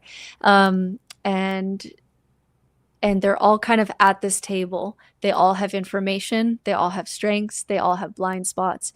And to be able to actually, like when you create that boardroom from within, it's like I finally found the temple that I was looking for, and it was inside me the whole time. And that place of just love and wholeness, is not something that I think you can fully get to in Christianity. And some may push back on me here, but this has been my experience, that can you become like a deeply moral person by becoming a Christian? Absolutely. Like, I know people who really wake up each day and like, what would Jesus do? Like the parables of Jesus and the Sermon on the Mount, and they've become really beautiful moral people. But I don't ever really see someone in Christianity get to a place of wholeness. And that's because we really talk about the body in Christianity as if it's something to overcome, like it's something bad kind of trying to drag us into hell. It's our flesh, it's our weaker nature. And also, like, even connection to the earth, because, we have dominion over the animals, so we just don't think about them very much. And then all the shadow stuff of like, don't be angry, and contention is a sign of the devil, so we just push that down and repress that. And when we start doing all of those things, we don't get that boardroom. We don't get that feeling of just wholeness from within, because there's going to be parts of you that are going to be highly repressed, and men and women in different ways. So what we're trying to go towards is how to integrate these things. So I do think that a healthy spiritual path is always trying to integrate understanding your emotions more, understanding your shadow self more, understanding your inner child more, and giving her more voice, or whatever it is, and understanding your sexuality more. And so what we see from really healthy, developed people is they have a sense of their sexual self, but because it's integrated with the rest of themselves, it's at the table, it doesn't come out in unhealthy, toxic ways. Because even if you are maybe enjoy a certain kind of fantasy or whatever, because you're connected to the rest of you that understands that women are people, you maybe wouldn't do that thing to someone who doesn't consent or whatever, because that sexual piece is connected without shame to all of the rest of you, so that you can make decisions on how to create safe boundaries where you can explore that side of you with consenting partners.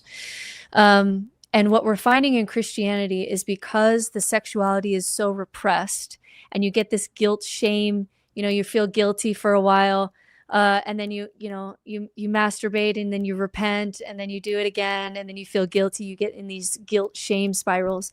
Then your sexual self is really disconnected.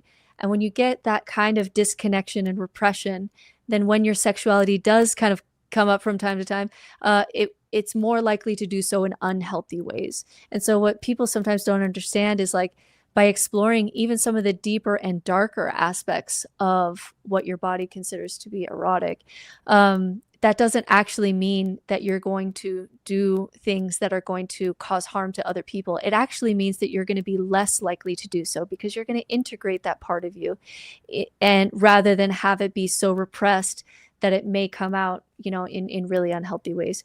So we're really finding that Christianity does a lot of harm in your connection with your body, in your connection with your sexuality, and with the connection with your shadow self, which we just entirely call Satan, and just kind of cut off from ourselves that that's just evil, or that's the devil.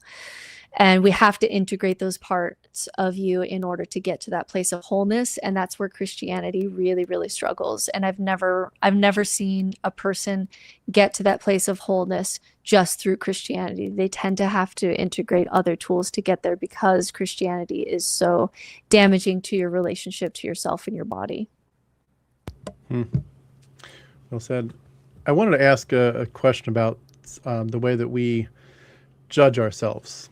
When we were Christians, we were always judging ourselves. You're not doing it enough. You're not in the Word of God enough. You're not singing enough. You're not praying enough. You're not sincere enough. Whatever, you have a hidden sin. And if anything went badly, it was never God's fault. It was our fault, etc. And in many ways, it feels like both that experience, as well as just the general hamster wheel that we're all on in life, it feels like we're all kind of saying to ourselves, you could do better. Whether it's, if we were Christians, all that stuff, or now, you could do better. Don't stop for that fast food hamburger. You shouldn't be eating that so much.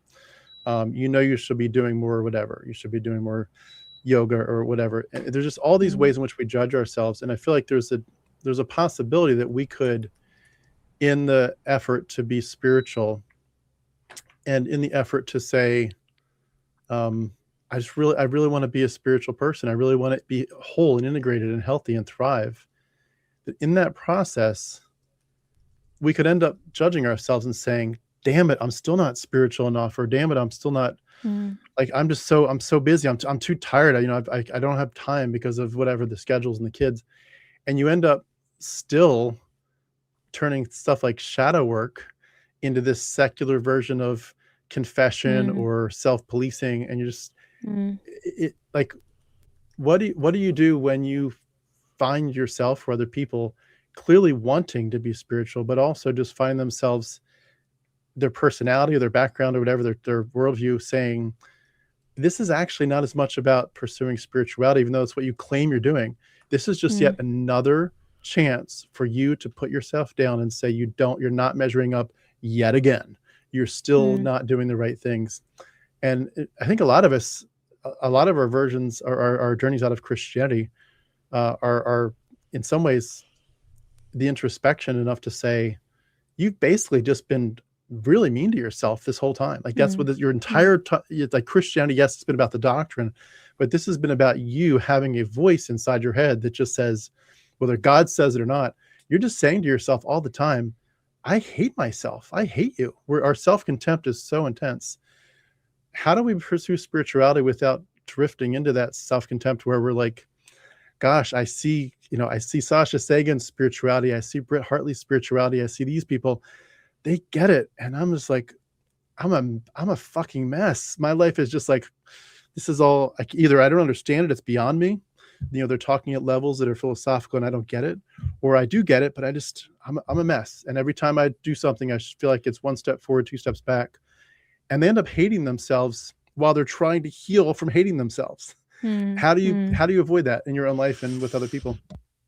Yeah, it's tricky. It was not something that I did right away in my deconstruction. It was years after my deconstruction before I deconstructed hustle culture. Like I said, I was on the floor trying to push my knee down to be in a lotus pose for what? I don't even, like, ego, I guess, like, so stupid. So this was definitely me too, of feeling like, okay, I want to be a spiritual person, even if I want to do it outside of religion. So what do spiritual people do? And I started doing kind of like Mormon checklist stuff, like, oh, I need to learn how to meditate, and I need to, whatever the thing is. And some of that is about, some of that is about control, or some of it is about continual self-hatred that you don't want to get rid of because you feel like that's the thing that's actually motivating you. A lot of that is going to be ego, spirituality. The new age spiritual spaces are really the best place for an ego to hide, because it's like you're on Instagram in your yoga pose in Bali talking about spirituality, and it's like, it's so like you're talking on Instagram about your ego death, and it's like, that's so sneaky for your ego to do. and so there's a lot there. And what we're really trying to do is get to a place of being where it's not a checklist, where it's not really anything that you do at all. It's about this being place, about this wholeness place. And so what we try to do is encourage experience. Where do you experience, your ticker tape of neurotic, negative nonsense? Where does that quiet down for you? And I'll start with something like the contemplation tree that shows how different humans kind of experience this thing they call connection. For some people, it's conversation or political activism or meditation or ritual or whatever it is. And okay, that experience helps you get there. You've tasted this thing. And how can we shortcut into that place at any time so that it's not something that you do? Like, my spirituality is no longer anything that I do. It's not something from my life. It's just something embedded into my life that's just there as part of my life. I couldn't separate my spiritual life and my daily life. They're the same thing for me. And so you just get better at shortcutting to that place throughout your day until it becomes kind of your base operating system. And yeah, it really did take years to kind of unpack hustle culture, especially as a Mormon woman, because like, we get shit done and we are like, we are really raised to be very, very active people. and to really get to that place again of wholeness and that conversation with myself. So you talked about like, oh, I'm just driving home. I just want to get some fast food, and taking that moment, and instead of shaming yourself and saying, I'm a spiritual person, I should be vegan, I should be making myself a salad right now, or whatever that internal dialogue is. And instead just being curious, like, yeah, we can go get some fast food if you want to, but why are you feeling this way? What's going on with you? And digging into that and increasing that connection. And you find that maybe you still do, whatever, stop at the fast food place and say that this is something that I'm choosing to do with understanding anyway. Or sometimes you're like, you know what? I got to that place of understanding why I was feeling that way, and I cried it out, and I called a friend, and now I just don't feel like I need to do that. Now I'm just gonna, I have food at home, or whatever the thing is. And so for me, I just really erased all shoulds. I don't have a checklist. I don't have something that I do 30 minutes a day. I am done. As a 40-year-old woman, I'm never going to do a 21-day fix yourself anything. I'm never doing a 75 hard or whatever those things are. Like, nope, I'm just in my day, and I'm just deeply connected to other people and to, outside of me. And I'm also deeply connected to my inner world and what's happening and what's coming up in me in each moment. And that to me is that place of being. And it's not a place of doing. From the outside, it just doesn't even look like I'm spiritual at all. So I try to, when we talk about spirituality, I try to make it not another thing that you just have to do to be a good person, to check off a list, especially for women, like, oh, here's another thing I have to do to be a good person. It's like, no, this is just waking up in your own life as it is. This isn't adding anything to it. And in fact, the more times that you experience awe, and curate those experiences, you actually feel like you have more time, because little things just drop away and little stresses drop away. So I actually feel like I have a lot more time than I used to, and I don't have any pressure to do like the shoulds or the checklists, because it's just being alive in your own life. I love it. I would still love to have those trips to Bali, though, if if time and money ever worked out. Be nice to instead of either or have both ends. I want to ask you a little bit, and there's just a couple final questions here. We've gone for an hour and a half, so just a few final questions, and I just want to remind our crew who is watching live, thank you for your comments. I see them. We'll go through them in just a few minutes, but if you have any final questions, especially for Britt, feel free to jump in there, add your comment, and I'll read it here shortly. But parenting is a big topic. Wow, you're these beautiful children, you just want to give them so much better than you had in terms of thought autonomy and body autonomy. What is it like being who you are, being what you've been through, having gone through what you've gone through? Like, what is it like to raise your kids and have these conversations? And also, what is it like knowing that someday they're going to probably bring up the harder questions like nihilism that you talk about quite a bit, that the sense of the void. They're going to face this stuff, and so you've sort of, in a sense, given them a beautiful launching pad for a life without all the religious shackles, but you've also kind of guaranteed some very, very difficult existential conversations later as they're in their late teen years. How do you do it now, and how do you plan to do it as they get older and sort of put the pieces together? Yeah, it's hard to answer that question. I mean, parenting is hard in general, and it's hard to answer that question because my kids are still fairly young, and so like I don't know, what I'm sure there's some blind spots that I have that 10 years from now, if we have this conversation, I'll say I wish I would have done this because I didn't see that my kids were going to struggle without whatever that is. But you can't see blind spots, so I'm just going into this blind. One of the reasons that I really wanted to dig into the data around spirituality was because I really, especially because I adopted children, I really didn't want to pull my kids from Mormonism and have them lose out on the community and resources and ego building and safety and order and structure that is really healthy for kids. Because if I pull my kids out from Mormonism and they do worse, then really, like, what was the point? if I couldn't replace it in a way that was better, and that really challenged me. And it's like, okay, you can take your kids out of Mormonism, especially because I have children of color. I don't want them ever reading in the Book of Mormon that, the color dark skin is a curse from God. I don't want them to ever have to read that. Okay, fine, but you're gonna have to replace it then with something better. And this is where I think the deconstruction space needs to do better. We need to be talking more about this and talking less about how religion is stupid, because Gen Z is really struggling. The anxiety and depression of the kids of the parents who deconstructed, like the anxiety and depression is high, and some of that is just the world that they're living in and the challenges of Gen Z, but some of that is also that they have a bigger world that they're dealing with less of a nest period than we all got, because even if you weren't raised in religion, you were raised in at least a smaller world than some kind of nest, compared to Gen Z kind of growing up in this global world. So it's very difficult. And I really wanted to dig into the data so that I could better understand it, so that I could replace it. And what we find is, for me, I had a nihilistic existential crisis because it was so shocking to me at 30 years old, facing that I was going to die. I'd never really had that thought. I'd never really built up any tolerance of that thought because I had a way to kind of get around it. And so what we find for kids is that they tend to do okay, accepting things like death, or accepting that we just don't know a lot of things, accepting uncertainty. If you actually build from there and kind of reduce their intolerance to those things. So for example, I've had conversations with my kids where my oldest, who's 14, where when he was younger and he realized that I would die someday, like he cried, in my arms. And it's tempting in that moment to say, there's a heaven and it's going to be okay, and bypass those feelings.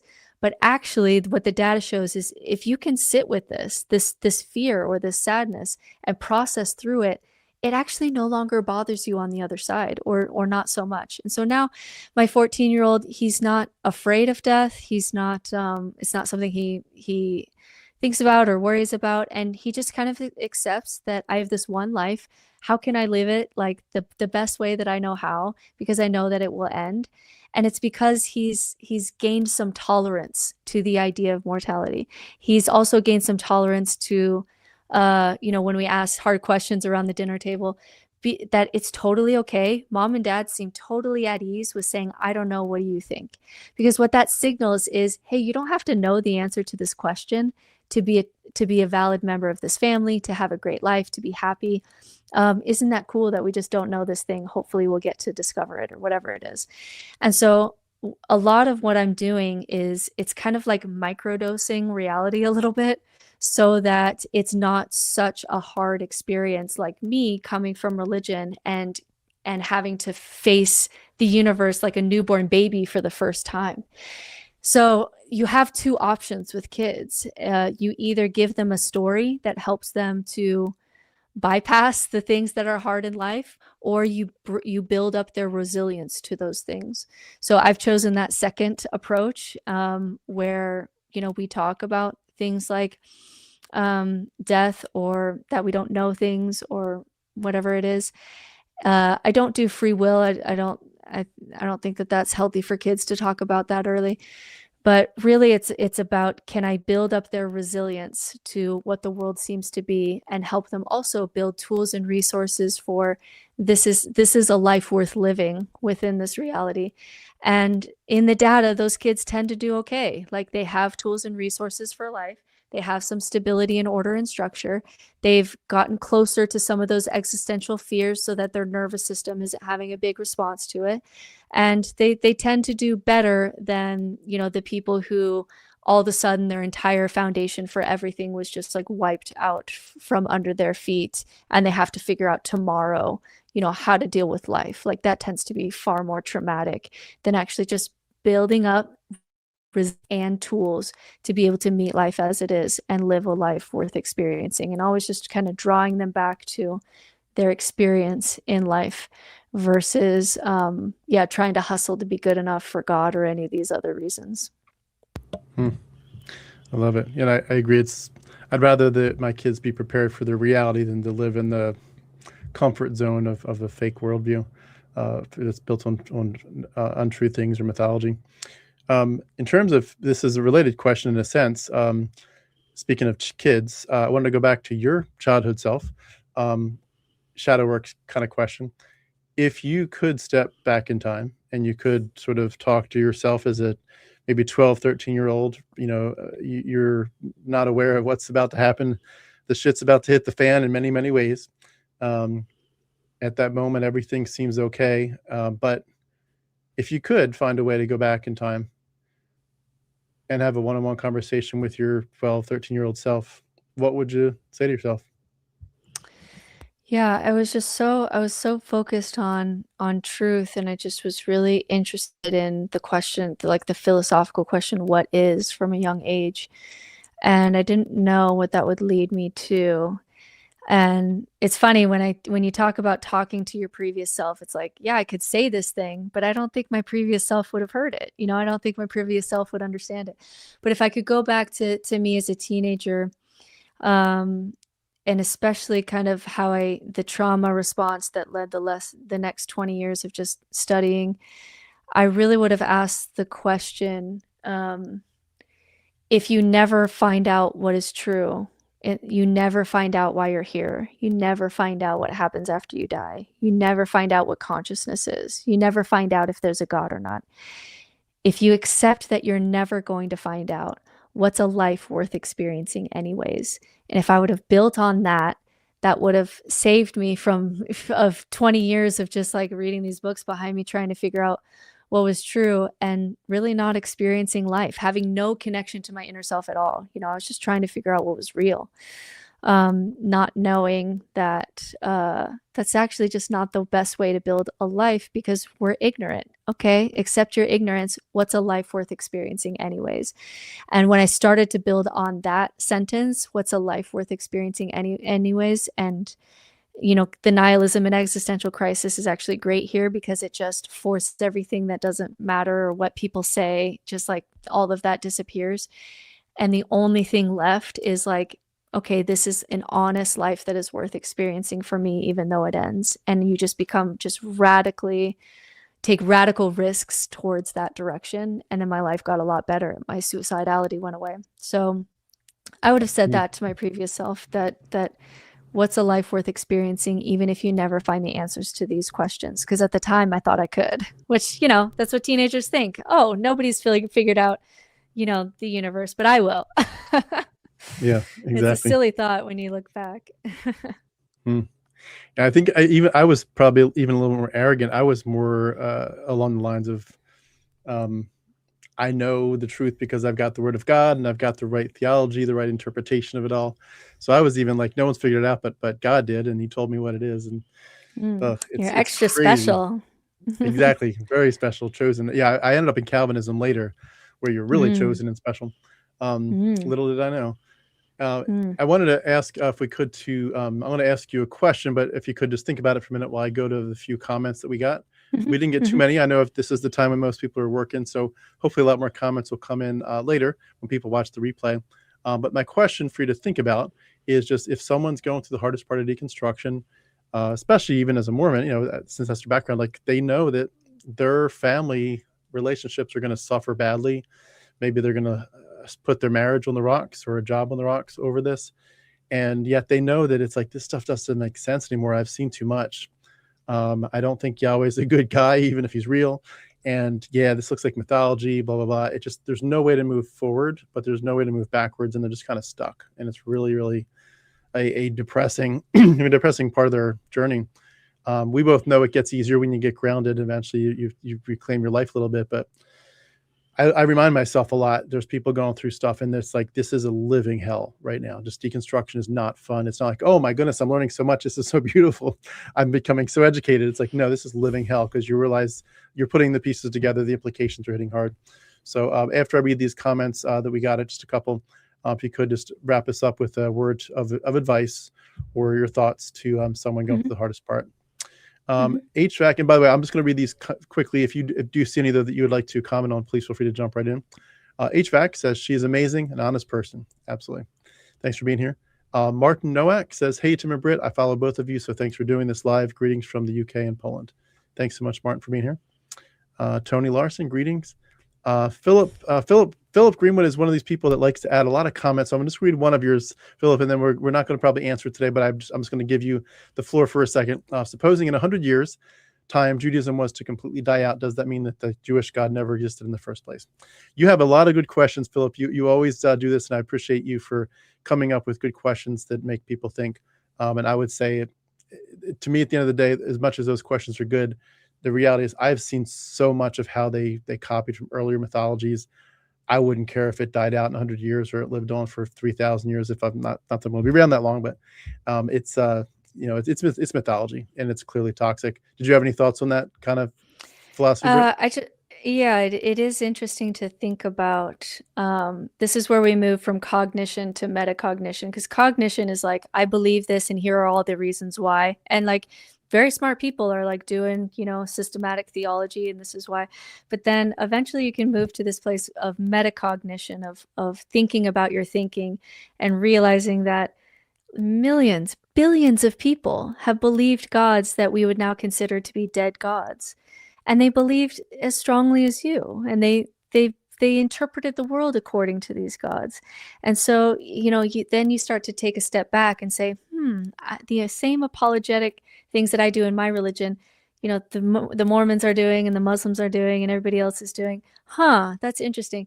And so that's the move where you start to move away from just cognition, just using really, really intelligent brains to make something true that you want to be true, and start to think about your thinking and what it means that we have more dead gods than we have living gods. And we should think about that. So it's a good question from that sense for me.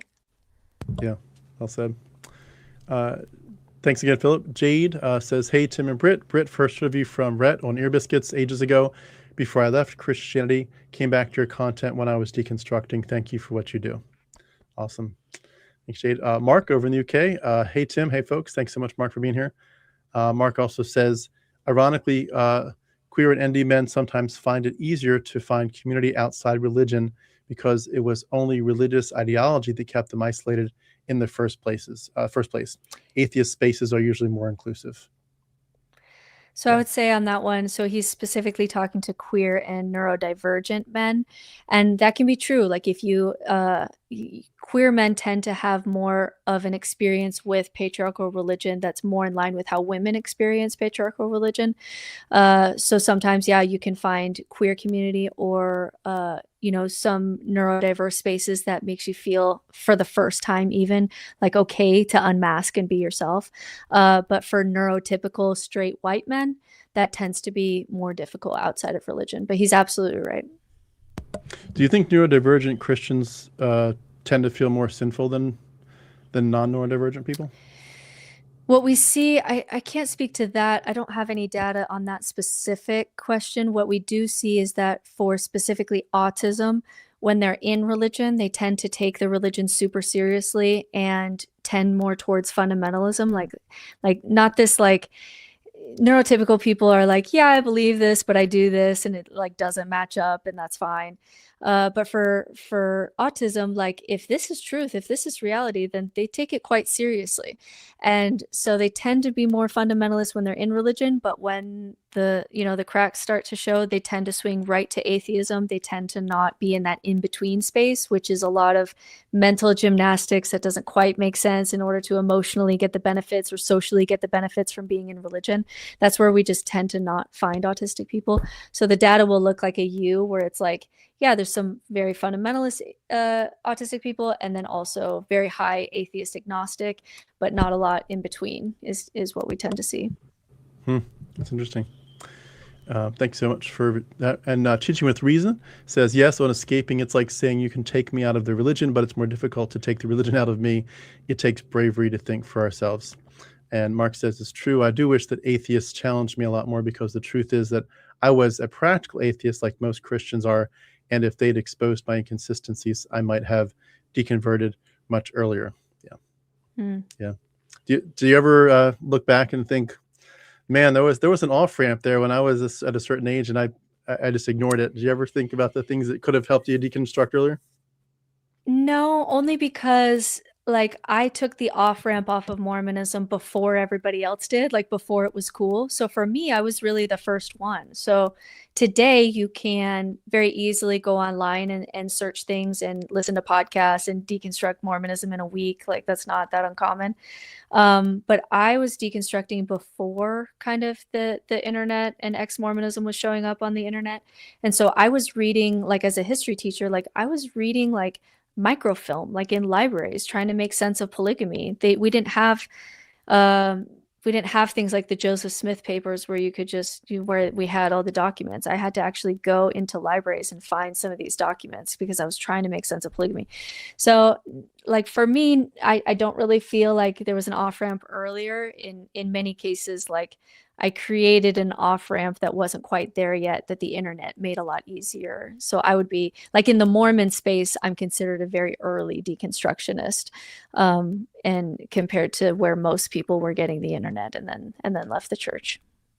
Well, I'm sure I'm speaking for a lot of other people saying, thank you for being someone that laid the groundwork. Because I tell you, I can't imagine having done this without the internet.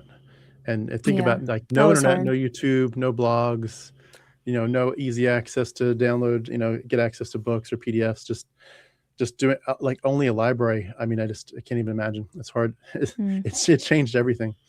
So it also made me think, it just as a quick joking aside, if God was trying to keep people in Christianity, you would think that when the internet showed up, he would have kind of found a way to shut it down, because like he would have known in his sovereignty, this is going to deconvert a whole shit ton of people. And like, wow, like what Pandora's box is opened here. But he obviously and did then not there's always the apologetic argument of like, God allowed that because there's certain things that crept into Christianity that shouldn't be there, and we should, so there's always an apologetic answer to anything. Yeah, and of course they're going to say that the gospel also spreads through YouTube. So Mark says, I think you can develop as a core value in reaction to having been subject to BS. You just hate being lied to and you don't want to lie to others. Truth as a reflective core value is a response to realizing I was lied to. Yeah. Oh, yeah, as I'd a agree with reactive that. core value.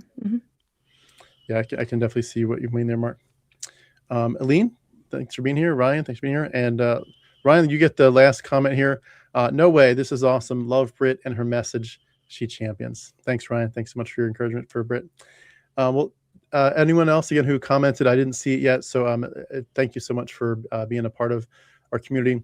Britt, could you wrap us up with a final word? Anyone that's just, it's a hard journey, what would you say to them? Yeah, two things, because you brought up family and deconstruction. So the hardest place that I meet people on their deconstruction is when they've not developed any kind of new life, new tools, new community yet. That's all ahead. But they don't have any of the beliefs that they're leaving behind. But their brain scaffolding is still religious. Like the brain patterns of your thinking are still formed by religion. And so that can be the hardest place to get stuck, because your brain is still religious, but you don't believe it anymore. And you could have this new life over here, but you don't really know how to get it. And you have this brain that is still more or less operating under kind of the religious pathways that have been formed your whole life. And that's the part where people really get stuck. And so what we have to do, the hard part about that, is we actually have to do some brain work and go in and start thinking new thoughts on purpose. And so if you've been conditioned to, for example, like for women to be a people pleaser, we've actually have to think some new thoughts on purpose in order to get your brain to not think its usual thought of how can I serve people today. And so you may have to practice doing thoughts for the first time that you want to have in your brain, and making your brain a great place to hang out, which would be like a thought like, I deserve to be a person and have an opinion when I walk into a room. I don't need to disappear. Like maybe you have to just think that thought on purpose until it becomes your new brain pattern. And so in that space, we tend to do a lot of thought work, choosing new thoughts on purpose in order to undo kind of the religious conditioning and start getting your brain moving towards where you want to go and the kind of brain that you want to live in and the kind of brain that's going to help you to build that life that happens on the other side that people see but don't know how to create for themselves. So a lot of that is doing some thought work to really challenge the conditioning that's leaving you stuck, even if you don't believe the beliefs under that conditioning. The conditioning is still there, and that's where people get the most stuck. As far as family relationships and grieving it, some of that is just grief that you feel like you would have gone to the end of the world for these people, but they can't actually listen to your experience because it's going to be too hard for their identity. It's going to be too hard for their story of reality. And that they can really still love you and be incapable of going to the place that you are because it's going to take too much that they're psychologically dependent on. And so that's where you can like still feel the grief. Like I still feel grief that my family really has never heard my story. Like they really just kind of shut it down. My brothers have never asked me why I left Mormonism. They never asked. Yeah. And at the beginning that was deeply, deeply hurtful. And now that I understand people more, I can understand that they still love me and they love me as much as they're psychologically able to love me, which means in this case that they're too dependent on the things that their beliefs are built on, that they really can't listen to my story, but they still love me. They just really can't. And that gives me a lot of compassion that there's reasons why they can't hear my story. So I tell my story to other people who have similar stories, or to people who want to hear my story, or people like you who ask me for my story. And my family relationships got better when we stopped trying to convert each other and just realized that we're in different places, that, you know, maybe they can't understand where I am, but that doesn't mean that they don't love me. And just because they are Mormon doesn't mean that I don't love them. And when we get to that place where we can just, again, like you said, enjoy our kids together and enjoy a meal together, that's still valuable, even though there's still always going to be a little bit of grief for me that my family's never really heard my story. But that goes away when you understand why they can't, understand psychologically why their brain won't let them. Because then it's not about that they didn't love you. It's just about psychologically they can't go there. And that helps. Yeah. That is painful stuff. That is painful stuff. I remember one of the first couple interviews I did was with some JWs, and this one guy over in New Zealand, he said that he left when his son he became a non-believer when his son was just a little kid. And he said basically the church rallied around the JW mother to isolate them from him. And he said now his own son, who's now grown up, and his own wife and kid, he's like, they won't talk to me. They just won't. They've completely shunned me. I know Mormons don't do the shunning thing, but these kind of situations just break your heart. And I think that's going back to the angry thing. It's like we love people so much, but you know that phrase, love the sinner, hate the sin. It's like we love the Christian, we love the Mormon, but we hate the Christianity, the Mormonism. We can just say love the believer, hate the belief. Yeah, we love these people, just but turn that on its head. Yeah. Yeah, we really, really, really want our families back, and that's hard. And I'm so sorry. I mean, I can tell you some stories of my life too, and you just wish so much. But I think the beautiful thing, we've talked about kids a number of times. One of the beautiful things too is, you know, at the very least, even if you can't get what you need, you're probably launching your kids off in a way that's going to give them a much, much, much better chance at life and at reality. That's a priceless gift. So I could so commend you on that. So we did get one last comment that came in. I think it's a good one to end on. Oh, she's brilliant. The first person to ever make me see life as the spiritual experience rather than a stage. Thank you for that comment. Well, everyone, we've been speaking with Britt Hartley. Britt, thank you so much. Great to see you. I was just totally overwhelmed watching you with Rainn Wilson. Obviously, that was an awesome, I'm sure, you know, honor to be on his channel. But just know, I can't imagine how you didn't want to like start quoting The Office when you're doing that. But thank you so much for what you do on shows like that, on your platform, all the interviews that come on and honor and bless our our communities. But thank you for what you're doing. It's been just so good to have you. And I'm sorry for the negative pushback that you sometimes get. I hope people will be more open-minded in the future. But we just want to say again, thank you so much. You're awesome, and hope I can talk to you again sometime. Yeah, thanks for what you do and having a place for people to share stories. That's a place where we can, more so than just like for Mormonism, we knew that you can go over all the reasons why you should love gay people and not kick them out of the church. But we found that what was the most effective is if they just sat down and listened to someone's story, and that especially if they knew that person or they felt compassion for that person, that changed their minds more than anything else. So yeah, appreciate you having a platform where people can just share their stories, that we're story-oriented people inside or outside of religion. And so I'm so glad to see storytelling still being done. But we're not in a church. And I think that that's beautiful. So thanks for what you do too. Yeah, absolutely. Well, I just add this one more quick thing and let you go. I think one of the coolest things about deconstruction is it makes you really want to take your art or your poetry and somebody like you know that verse, out of the overflow of the heart, the mouth speaks.